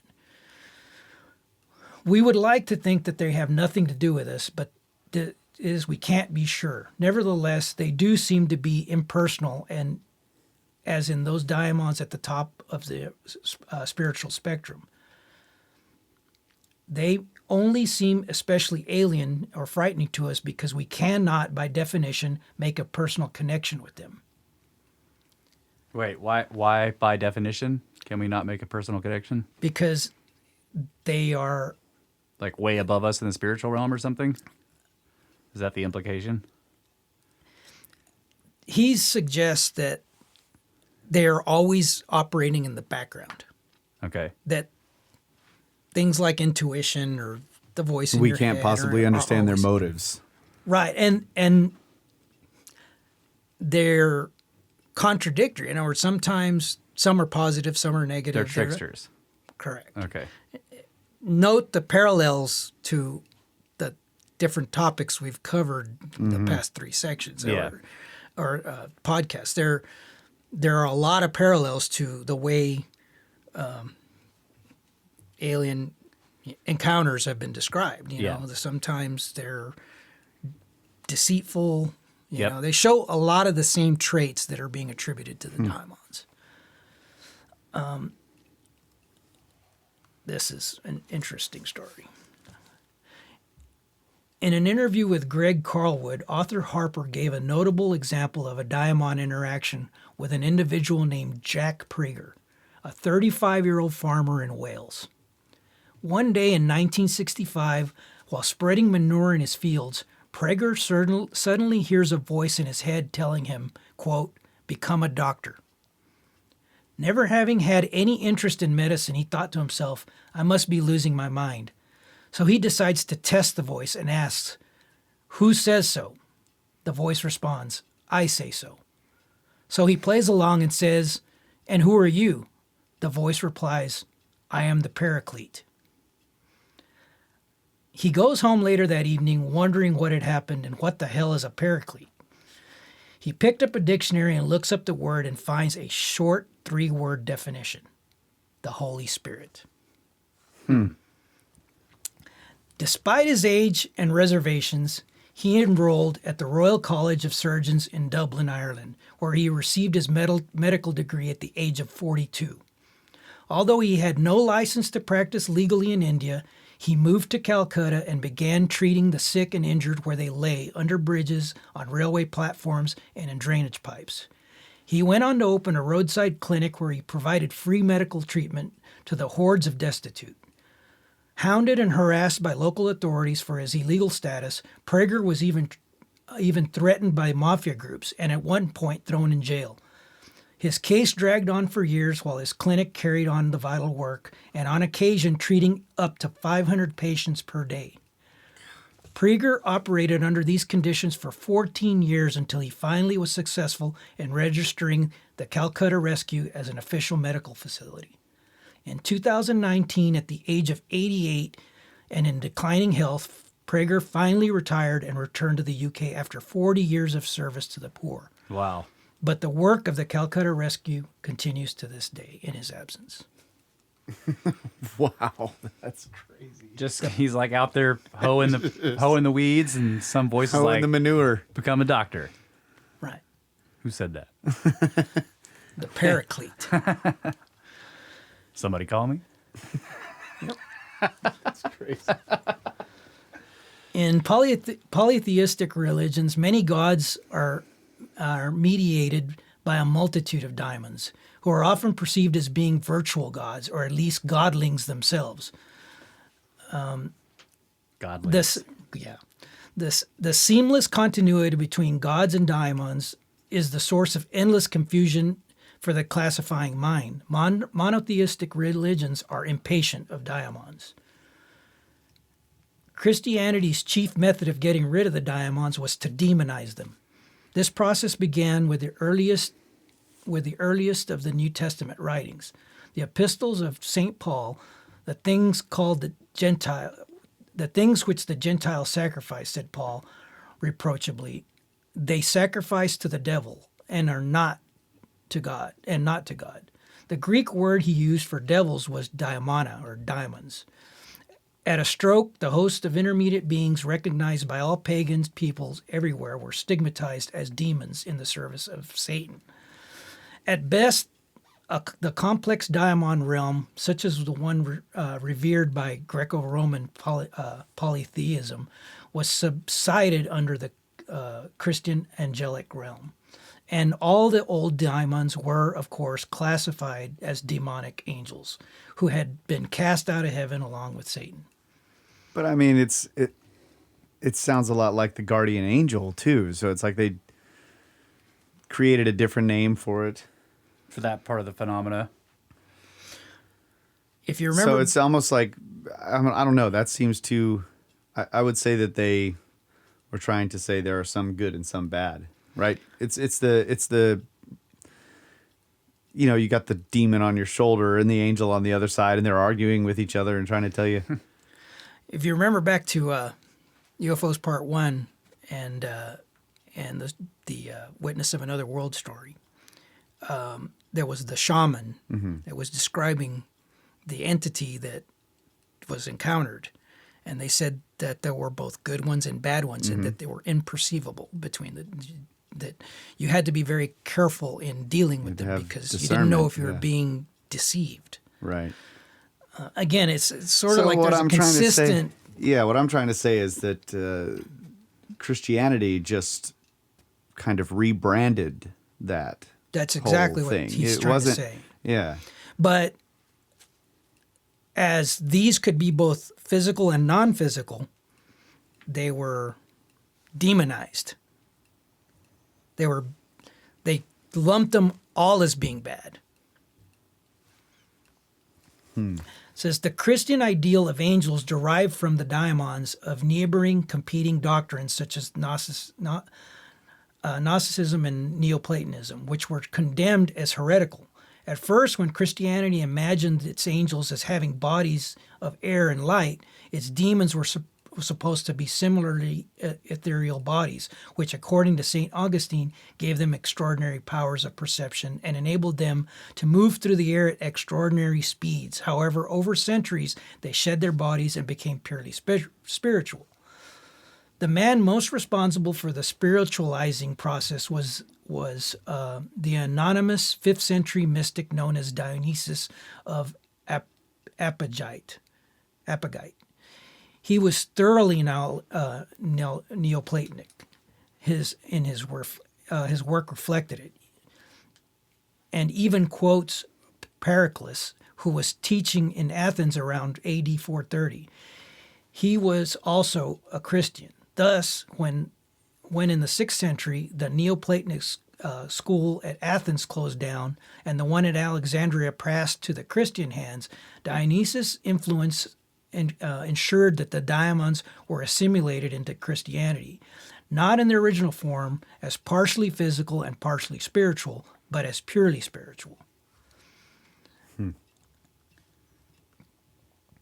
As early as the 5th century, St. Jerome intimated that the demons could take on grotesque forms and be seen and heard by and felt by human beings. By the time of the Middle Ages, demons were thought to be capable of appearing physically on earth. In the 13th century, Caesarus of Heisterbach was telling stories of demons in the guise of big, ugly men dressed in black, and when they were wanting to seduce a woman, fine and smartly dressed fellows. Even horses, dogs, and cats, and bears, and other animals. Around 1270, it was thought advisable to compose and Discours, abbot of Chantal, into a book for the purposes of warning novice monks about the dangerous, highly organized hierarchy of demons. The first and most cunning of demons arrived and dwelled in the air and issued instructions to demons that were of a cruder sort who patrolled the earth. So they're setting up a hierarchy. Sounds very Sitchin-esque. Yeah. Right. So the point being that he's making parallels between the UFO experience or entity experiences that we see today. In other words, I'm not suggesting necessarily that this is truly religious in nature. I'm pointing out how these are things that were being discussed thousands of years ago. Yeah. They were just being interpreted in a religious way. Yeah. But they're really no different than the apparitions and things that are being described as happening at Skinwalker and, there's something going on that we may not fully perceive. Yeah, we're interpreting them in a religious way. Like when they were discussing this, they may have not been talking about religion necessarily. You know what I mean? Oh, you mean we're interpreting what they were saying in a religious way? Yes. In other words, that's kind of the way our historians and scholars have cast those types of ideas. Whereas they may not, they've been like, hey, check it out. When you see the orbs and stuff flying around, bad. Stay away. The good guys aren't going to do that anymore. In his book, The Discarded Image, C.S. Lewis tries to depict the universe as it was seen through the eyes of a medieval person. He described their view of the heavens in the precise system of crystalline spheres towering like great cathedrals, vast and finite, into space. And he is just about to describe their view of Earth and its inhabitants who occupy the lower end of the great chain of being, which stretches down from God to the angels and man and animals and vegetables and every stone, when he finds himself obliged to pause and consider an anomalous class of beings. They are not only strange to him as a literary historian, but they are also at odds with cosmology. Oh, in a world even more precise or orderly than our own worldview. Following the Roman writer Marcianus Capella, he calls these beings longevous, long-lived ones, Yeah. Wow. of which haunt Longer. woods, glades, and groves, and lakes, and springs, and brooks, whose names are pans, fauns, stars, sylvans, nymphs. They are, of course, our daimons. In a sense, says Lewis, their unimportance is their importance. They are marginal, figurative creatures. They are perhaps the only creatures to whom the model does not assign an official status. And it is true of our own model of the cosmos. It is the nature of the daimons to always be unofficial, creating a stumbling block to the orderly structures by which we envision creation. What? So these things may be because I know there was this. The idea of the order in chaos, and the simplest diagram is the circles. One circle is order, one circle is chaos, and they overlap a little bit. And then that vesica where they overlap is the entire universe, because you can't have too much order because then nothing will change. And you can't have too much chaos because then nothing can be there. It can't. It is just constant change. So you need both. And he's saying that these things are insertions of the chaotic element into the orderly world. That's the implication he's giving. That they don't have a status because they're too chaotic. They're all of these beings, these things that inhabit the peripherals of everything, and they kind of get in your life and they screw something up, and thereby whether they are viewed being as good or bad, the trickster element is the insertion of chaos into the order of the universe. I think it's also possible that they are also struggling to try to come to terms with something they don't understand. Well, that there's something going on. I can that emphasize with that. Right. They sense that there is an influence that's not necessarily tangible, but they do recognize that it does seem to have an influence in some way. Yeah. In our world. But it was just interesting because the way he was saying, these are the nymphs and the gnomes and all the other creatures, and then he said they live at the margins, they're in the periphery, they're kind of at the edges of vision all the time, but they're there, but they also don't have a status. Like, they're not gods, they're not demigods, they're not quite spirits, they're not quite fully physical, they're not totally real, but they're not completely unreal, right? So he's giving this. They're in this in-between state, and yet they seem to have an influence. Right. And yeah. They're also neither good nor bad. They're both, actually, just like everything else. They're both of those things. Are they real or not? They're both. Are they physical or non-physical? Both of those. Are they good or bad? They're both of those. So it's chaos. I was trying to think again of an analogy to use to explain the phenomenon in general, all of it. This, what we're talking about right here, as well as all the other aspects of it. And I thought to myself, in the pyramid game, like the $100,000 pyramid, $10,000 pyramid. In the pyramid game, a teammate is given vague clues to a specific meaning. Likewise, in the game Pictionary, a teammate creates rough sketches to also convey specific meanings. In both games, the ability for the contestant to identify the correct answer is dependent on their teammate's ability to adequately convey a synonym or semaphore. Anyone who has played these games knows all too well how frustrating such a prospect can be, even for common everyday objects and terms. Now imagine playing these games attempting to convey to your teammate an abstraction. And to further complicate this objective, you must do so without references to 19th through 21st century technology or developments. How successful do you believe you could be in conveying or interpreting such clues? Yeah. Documentary producer James Fox recently commented about UFO footage shown to him by Chuck Clark, which he struggled to convey the experience even as an objective third-party observer. If, with our ever-increasing familiarity with all the modern technologies, we still don't possess an adequate vocabulary to describe such an encounter, just imagine the difficulty in describing this type of an anomalous experience hundreds or thousands of years ago. Yeah. Now throw into that innate perceptual limitations, and also consider the possibility that the phenomenon being observed may be purposely altering our perception. As depicted in the movie Contact, does the phenomenon actively reach into one's mind and assume a facade that is understandable or purposely confusing to the individual? Yeah.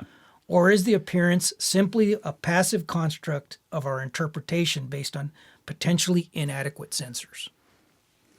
Yeah, like in Contact, when she finally makes it to the contact place, it's her father, right? Isn't that what it was? Right. Yeah, and she says, she's like, Dad, and he's like, no, I'm just appearing to you like this because it's something In you an understand. understandable form. Yeah. Yeah, The one and that's giving almost, quote unquote, godlike powers to this extraterrestrial intelligence. In Contact is the idea. They use SETI to send us data to build a machine that basically sends her through an overlapping time cave hole to speak to her dad, which is actually the embodiment of the intelligence of this, whatever it is, the star child, the alien. The problem is, though, there seems to be a pattern with, like, when you think about it on a technological standpoint, things coming out of the ocean, saucer shapes, bright lights, fast movements through the air, things that we interpret today as highly technologically advanced machines are the same things that people that had no way of imagining that type of technology, it happened to them. So it's like, if it was purely something that was going to be altering your perception to give you something that was Some cultural meme. Yeah, then why is that consistent over thousands of years, right? Why are there these paintings with these saucer-like things with little beams coming down in them? Right. It seems like they've got some consistency. Yeah. Well, if you notice, like in these old reports, they refer to them, very often refer to them as meteors. Or comets. But they don't act as meteors. They maneuver. Well, yeah, but that's to the point is that they had no frame of reference, or the frame of reference that they had, they used the best thing that they had, which was a comet or a meteor. I mean, there are old reports of actual ships, like sailing boats in the sky. Yeah, because that was their frame of reference. Right, and like it was a ship, and then it would drop an anchor, and it would get caught on something, I mean, and then they would see people coming down the chain. There are accounts like this where you're just like, what? Well, earlier we talked about the fish people. Yeah. And they're, Aya, and and they're wearing a fish on, like, they've got a fish head on scales. And no, man, these are my pants. I look at that potentially as being along the same lines as the depictions of angels. So, like, people say, well, where did the idea of an angel with wings come from? And they're like, well, imagine you're a painter and you're trying to convey an image of a person floating, and it's like, well, is this guy just a bad painter? Why does this person Way look up like in they're the in the air? air? Right. Well, the only way they could convey the fact that this entity was flying or floating was they put wings on it. Well, yeah, exactly. Maybe the fact that these entities or individuals came from the ocean, the only way they could express that was to put a fish on them. It's like, oh, they're a fish. They came from the water. Yeah, they came out of the ocean. Yeah. Yeah, or the wings are a symbol to say they are of the sky. Correct. Right? They're not literal. Yeah, Exactly. and the fish is a symbol to say they are of the water. Correct. Yeah, yeah. And The shoulder rivers? I don't know. Yeah. What are shoulder rivers? This guy makes the water with the fish in it. And we talk about this co-creation, idea. So, for example, does the clothing sometimes described as being worn by the entities give us a clue that it's potentially co-creation? I mean, what is the likelihood that entities from elsewhere would be wearing garments we're familiar with? Yeah. Yeah. However, if it is co-creation, how can multiple witnesses independently and simultaneously observe and corroborate observations of the phenomenon from different vantage points? Right.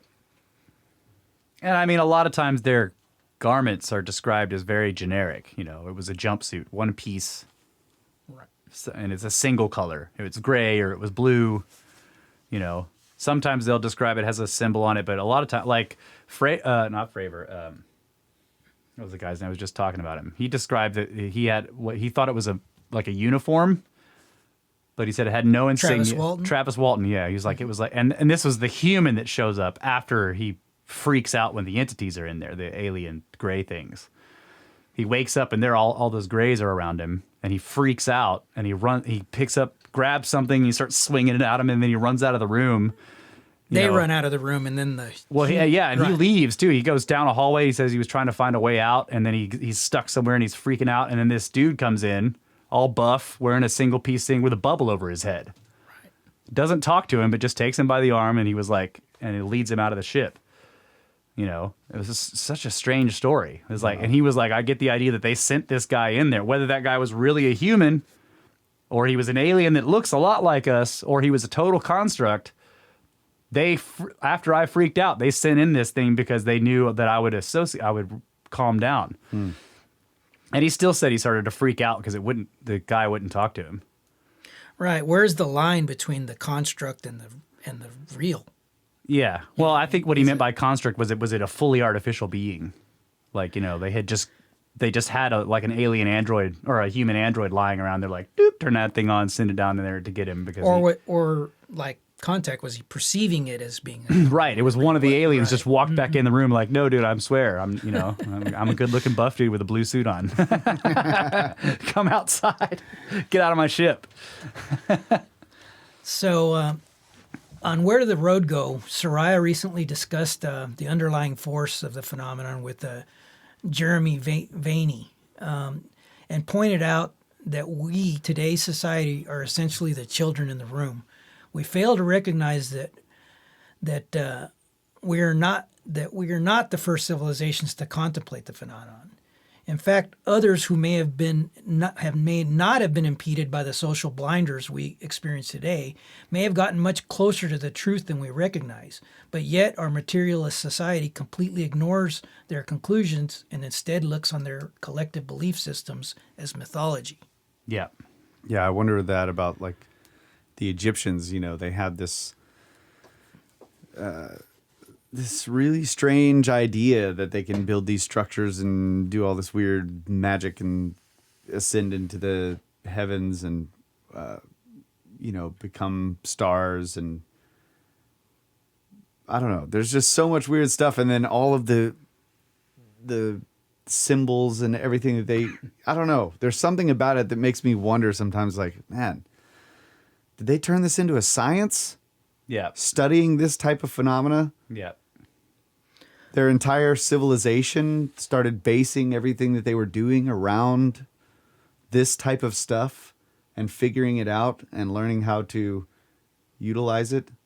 And encode it into their structures and... Yeah. Yeah.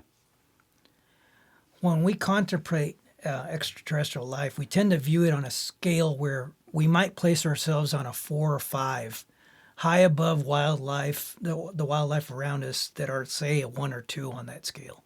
And we tend to place potential ETs a few rungs above us at, let's say, a 7 or 8, where they're relatable and relatively understandable to us, although we quietly acknowledge that they may be somewhat less relatable. At the top of the scale, maybe a 9 or 10. We fail to recognize the reality could be that they are so far off the chart that they are completely inconceivable to us, figuratively in the millions or billions or trillions. on that scale. So far removed that they are completely invisible to us. We tend to improperly apply the Occam's razor approach to such questions related to the UFO phenomenon. If it's not from here, it must be from there, and the only there we recognize is space. However, we fail to contemplate what lies beyond our perception right here in our backyard. Yeah. And I guess, is there any functional limit to the possibilities that life could achieve, or that intelligent life could achieve technologically? I mean, can you sit down and assign a limit? Can say, well, they could advance so far and no farther. You can figure out the entire universe, and after that, you can't get any more advanced? Or do you keep getting more advanced now that you know you may now know all the rules, but that doesn't mean you know all the tricks of using the rules, right? I mean, is there a functional limit where you say, all right, that's as advanced as an intelligent race can get? That's a good point. Look at the advancement we've made in the last 100 years or 1,000 years. Now, imagine, assuming that that's exponential, can imagine millions of years of my sci-fi brain puts us way low on the advancement scale, even though we've been going up. I'm like, well, I can imagine a lot more advanced than this. So does that mean that's possible? I don't know, but I think what the point I'm trying to express is that we can imagine this superpower, right? This being has technology that effectively magic to us. Yeah. And what I'm saying is that even that may not be anywhere near what reality is. Yeah. This could be so far removed from us that we're incapable of even contemplating what it would look like. Yeah. Or how it would And I guess the question I'm asking is that the nature of that particular life itself, or is it the nature of their tech? You see what I mean? I think those are different things. Like, it could be that what we're dealing with here is just a kind of life that inhabits the universe that we can barely interact with, or that is always at the peripheral of our ability to understand. Not because they're massively more advanced than we are, but that's just because that's where they are in terms of where they are in the universe. They exist outside of our perceptions, not because they're advanced technologically. Maybe they are. Maybe they are also that. Yeah. But it's possible that the nature of their particular kind of life just puts them at the periphery of our ability to see. That was kind of where I was going to go too. There's a lot of room in physics for things that don't interact with anything that we recognize. Yeah. Right. So if just take the idea of dark matter, because that's kind of the popular idea of something that just is very weakly interacting, right? It doesn't interact with light at all. Doesn't interact with the electromagnetic spectrum. Yeah. It seems to interact gravitically, but that's it. Right. Yeah. Well, why is that the limit? And it isn't. There could be a whole set of things that don't interact with any of the forces, but maybe interact with our universe in other subtle ways. So you could build an entire universe inside our universe out of completely different stuff that we can't even measure. And so you could have, there's plenty of space for it, right? We're not interacting with each other. We can occupy, Yeah, technically there could be a dark matter Earth existing right inside of ours, because the particles of dark matter don't interact with regular particles. Yeah, except for gravity, right? Right. So maybe the reason Earth has its gravity because there's another one there too. Yeah. Like it's just doubled it. Or even beyond that, like that there's a whole entire group of laws of physics and whole sets of spectra. Yeah, things that build things like atoms and molecules and beings and life that is completely it's existing just behind the veil. In other words, it just very weakly interacts, and maybe there are certain types of symmetries between the two universes where there are doorways. Yeah. And maybe some of these phenomena are inadvertent sort of symmetries that cause certain things to appear or interact in some way, where you have like, people seeing a group of people seeing something, or go back to the sacred sites idea. Sacred sites could be areas Nexus that for points. whatever reason, it's like a nodal point where somehow something is aligned in such a way that strange things happen there. And it may not even be known by either party what's going on. Like, you can imagine the other party may look intelligent to us, but They might be going, what the hell was that? I mean, a way to look at that would be like you looking at an ant and your intelligence does not gain you the ability to understand the ant. Yeah. That's right. Yeah. In other words, just because you're a lot smarter, right? In other words, that might be the stumbling block. You're on such drastically different intellectual levels that you're incapable of understanding the logic or reasoning of the ant.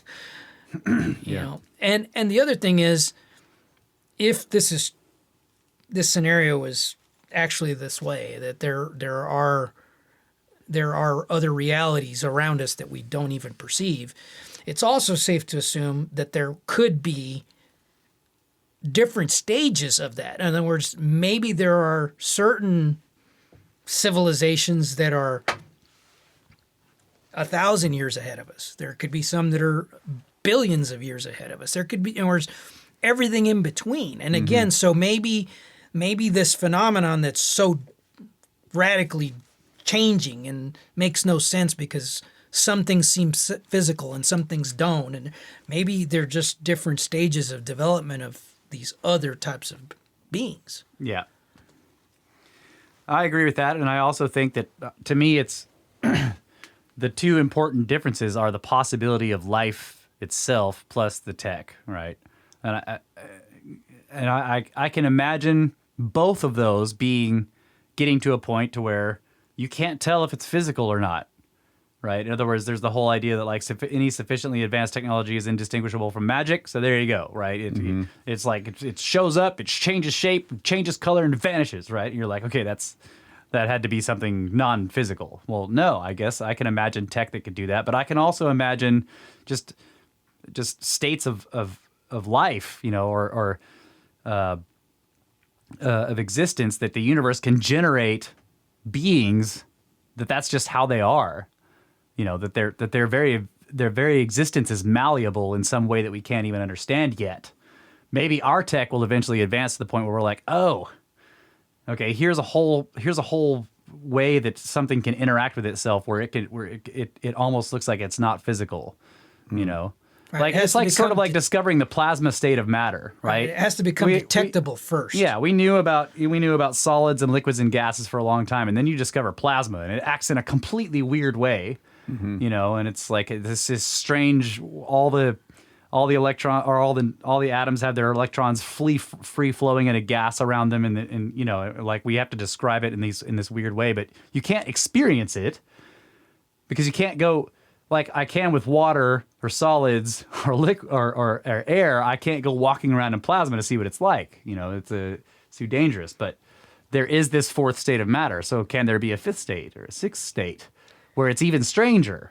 You know, and then when you think about, well, yeah, we have theoretically describing things like black holes and neutron stars, white dwarfs that have where they call it degenerate matter, where stuff is even weirder, where chemistry starts to happen on a gravitic level rather than electromagnetically, and where the gravity is so strong that it's the thing that drives the chemistry. So yes, like we already theoretically talk about states of material that are practically incomprehensible and something you could never bring. You can't bring a piece of neutronium into the lab. It would destroy the planet, right? If you had a cubic centimeter neutronium, everything would fall into it, including the Earth. And it would become a very small neutron star. Well, we're very carbon-centric, too. We tend to think that all life must be carbon-based. And like saying, there could be And how high does the periodic table go? that's the other thing, like they keep figuring out, well, here's some other elements. We haven't found stable versions of them yet, but potentially it could keep going up and up and up and up and up. And there could be some really strange versions of material that are elemental to the universe that they don't occur naturally here on Earth. And they may not actually... Or anywhere in our system. Or anywhere in our solar system, but they may be out there. Right, we assume because, we don't find it here, it's not detectable. Right. It doesn't exist. But we already know things like on Earth, platinum group metals are incredibly rare, and the only place you find them is where impacts have taken place because the material from space brings those metals here. So we already know there's materials that don't exist on Earth that do exist in space that are completely different from everything else that exists here. And when you get them out, you're like, wow, I can make really great technology with this stuff. So there's all kinds of possibilities of that. And I think that it's multi-layered and it's not too hard to imagine either technologically or just in terms of materials, physics, or how the life generated, where it started. I've read plenty of great science fiction where there's one particular race of aliens that seem to have developed in deep space. And they're always the ones with the most interesting technology, because they weren't stuck down on a gravity well trying to build stuff, and they'll show up and they're like, oh, you guys don't have faster than light travel yet? Well, here you go. Here's a little thing. It only works when you get away from the star, though. Yeah.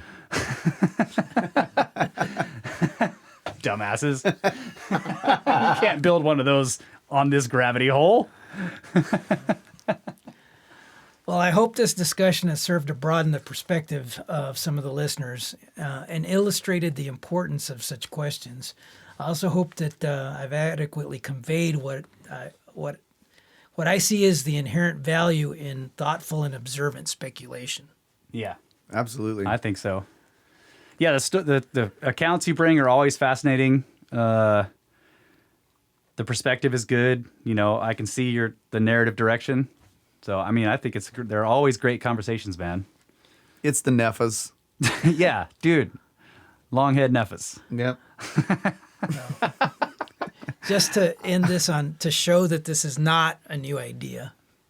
120 years ago, in the book The Problem of Increasing Human Energy, Nikola Tesla wrote, quote, "There may be, besides crystals, other such individualized material systems of beings, perhaps of gaseous constitution, or composed of substances still more tenuous. In view of this possibility, nay, probability, we cannot apodotically deny the existence of organized beings on a planet merely because the conditions of same are unsuitable for the existence of life as we conceive it. We cannot even, with positive assurance, assert that some of them might not be present here in our world, in our very midst, for their constitution and life manifestation may be such that we are unable to perceive them." There you go. Heck yeah, man. Great quote. Great quote. All right, man. Thank you so much. It's always a blast. Yeah. When's the next one? We'll have to swing back into the more tangible nuts and bolts end of it, probably maybe on the next one. Okay. Yeah, and maybe we'll do a Skinwalker Ranch dive. I'll give Kyle the audiobook and he can listen to it. Yeah, there's a lot there to discuss. There's a whole lot of stuff there. Yeah. Yeah, and I wish there was more information on what they're doing now. I know it's a totally different group, but... well, they do have the TV show. It's a little bit... I'm not even going to look at that. It's not necessarily... they show it as being like real science, but it's a little bit, formula, typical History Channel formula, right. Yeah. I would just say after this presentation, my thoughts on the UFO phenomena in general.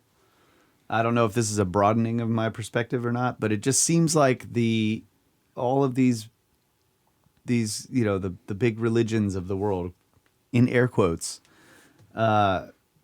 this is what their focus is on, the same stuff. Like they're telling you all about this type of stuff, and maybe it's history, and it's like the origins of these stories, encounters that ultimately became what we call religions today. That seems to be the source. They have to be built on something. I'm not trying to say religions are about UFOs. You're basically going full ancient aliens there. What I'm saying is that not the nuts and bolts aspect of it, but it's all of the podcasts that we've done, right? It's gone into the spiritual. Yes, there are the flesh and blood, nuts and bolts aspects of it. Interdimensional. I mean, that's pretty much every religion in the world is talking about all of those things. And people whose stories are still being carried on today who had encounters. And yeah, I know it's ancient aliens, but that is a narrow view, right? Yeah. It's all nuts and bolts. Right.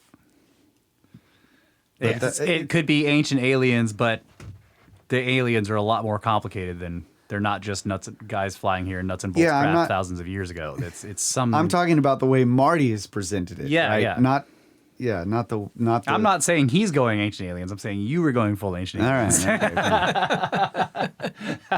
I'm just saying he is pointing out that this phenomenon has been around a long time, though. Yeah, it's been around a long time, and it's very broad in the ways that it affects people who have experienced it. Yeah. And all of those experiences have very interesting similarities to things described in spiritual encounters in these. Yeah. You know, whether we call them spiritual encounters, but I mean. Yeah, and I'd say that the whole sacred sites thing, it's like, it makes me think that like this idea that there is this other physical state, or that it's inherent to what this phenomena is. Because the sacred sites today are like notorious for having UFO sightings, and in some cases crop circles generated around them or whatever. It's like the same phenomena is pointed at certain geographical areas. And does that show us that, and so you can show up there when no phenomena takes place and yet still have a spiritual experience. There's still something about the spot. So is that telling us, like, here's a clue as to the fact that, like, there is some interaction that we have with whatever the state or physics or whatever of this particular kind of thing is, because we can recognize, or at least certain people, maybe like shamans or whatever, can recognize these sites, and then they become sacred sites, and sometimes they're like shunned, like the Skinwalker Ranch area, but they're recognized by people, and they have been for a long time. And in some cases, the cathedrals get built there. In other places, it's standing stones. But these places are also places where people have experiences with this kind of phenomena and other spiritual stuff. So is that giving us a clue to, like, in this area is the kind of physical or physics or whatever it is that takes place on this planet, that's intrinsic to the Earth itself? That the Earth itself is emanating or generating this kind of energy. I don't know how to explain it, because I don't know what it is. Yeah, I don't know how to talk about it because I don't know what it is. I don't know if it's an energy type, or if it's a sort of a configuration of material that does something strange to space-time. I don't know what it is, but whatever it is, there are places on the planet that we can feel. Mm-hmm. Well, but just barely. To go along with that, I think there's also an implied or implicit curiosity about the phenomenon. It appears to be curious about certain aspects of our lives as well, because, for example, there have been many instances, countless instances of UFO sightings around nuclear facilities. Yeah. And that implies that they have a curiosity about what I find it. Or there's something in the nature of nuclear facilities that attracts them. Possibly. Or that does the same thing as whatever. A sacred site. Yeah. There's something weird happening there. Yeah. I've said this before, and I know you know that I'm not very big on the whole, they're concerned about our nuclear weapon stuff. Yeah. If that was the case, if they didn't want us to have nuclear weapons, they just take them away. Right. They just tell us, they show up, hey, don't play with that. Guess what? Yeah. I We're just going to make the decay rate not work on that stuff. They have shut down nuclear warheads. Yeah. So they have the ability. They disable even if it were terrestrial tech, even if it's a nation that has this technology to shut down whatever, they'd be using it. Yeah. In other words, if they have that capability. That's what I'm saying. It's almost like they show up because they're like, ooh, what's that? I'm like, look at that light. They recognize something, and then they show up and they're like, holy crap. I think those things are designed to explode. And then they turn them off, and they turn them back on, and they're like, wow, we got to get out of here. Right? But it's like there's something that attracts them similar to a sacred site. So there's, I don't know, is it decay rates? Are they looking at this really complicated, like, are they closer elementally to these incredibly large atoms that are used in nuclear weapons? Like a uranium atom is very big, especially the enriched ones. It also seems like part of the answer to this whole question is tied to the question about consciousness and the physical body. Yeah. Right? How is it that you can go to a sacred site or a cathedral or something and have some experience that seems beyond a physical experience? Right. That's tied to the structure there. Yeah, in some weird way. And it's the same as like... But even if it's just a forest, it's like still, it happens. When I go to pick up the coffee cup, when is it my desire and thought to pick up a coffee cup to my arm moving? Yeah. Where's the dividing line there? Yeah. And, I don't know. It's so we can have these experiences that are physical in some ways, and then sometimes they're completely not physical. Yeah. But they seem to be connected. Yeah. And it's also interesting that like sometimes mountains, like an entire mountain, will be associated with this kind of stuff. And there's nothing built there, like Shasta, Rainier are two that I can think of. I know there's one in Austria that's like this, but there's just thousands of stories of people encountering things, seeing lights in the sky, strange disappearances where people just vanish off the face of the earth, all of this kind of stuff. And it's just a mountain, and then you look back in the legends, and of course all the natives said, yes, that mountain is sacred. Only specific people could even go onto it at a specific kind of time. What? That's just crazy. Yeah. Yeah. And it's like people have recognized this, and now these days it's in a park and people go hiking on it, and sometimes they disappear or they see things, or they hear voices. Like that's just it. The phenomenon is so multifaceted. There are so many aspects you'll never run out of topics to cover. Right, it's great for podcasters. It just goes to show that even the natives and these ancient cultures, they had their script hearts.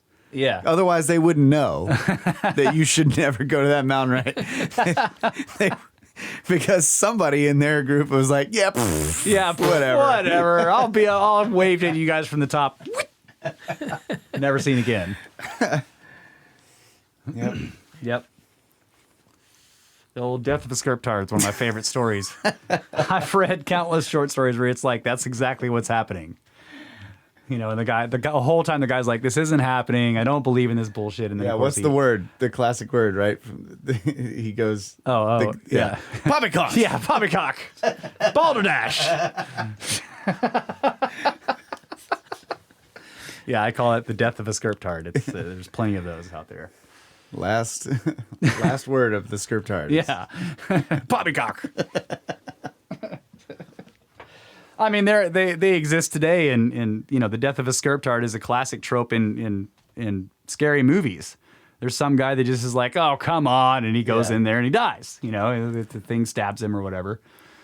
So it's just it's a favorite trope of the paranormal stuff. That's the disappearances,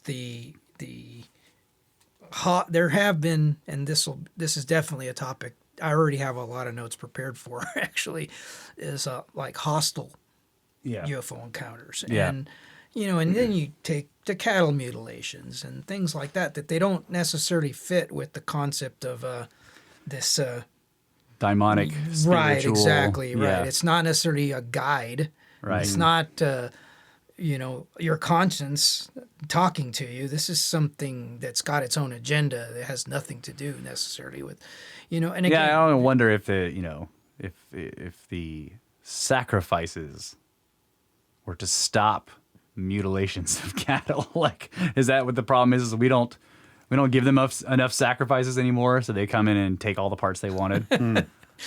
I mean, I'm just spitballing out here, but it's like people have been sacrificing their livestock for as long as we've had livestock to something.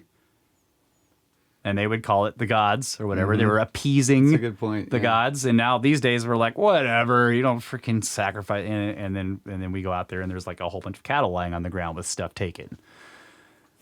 Wow. So That's should we just, interesting. set one on fire once a year and keep that from happening? I don't know. yeah, it's How would you even do that experiment? very complex. Yeah. Well, great show, man. Always, yeah. Now I know less than I knew before you got here. Yeah. Even more confused than before. It's a classic Snake Bros episode. And you guys know all the stuff. Check out the website. And thanks to everybody in the Discord. And of course, that's where we met Marty. So give a big shout out to the old Discord chat.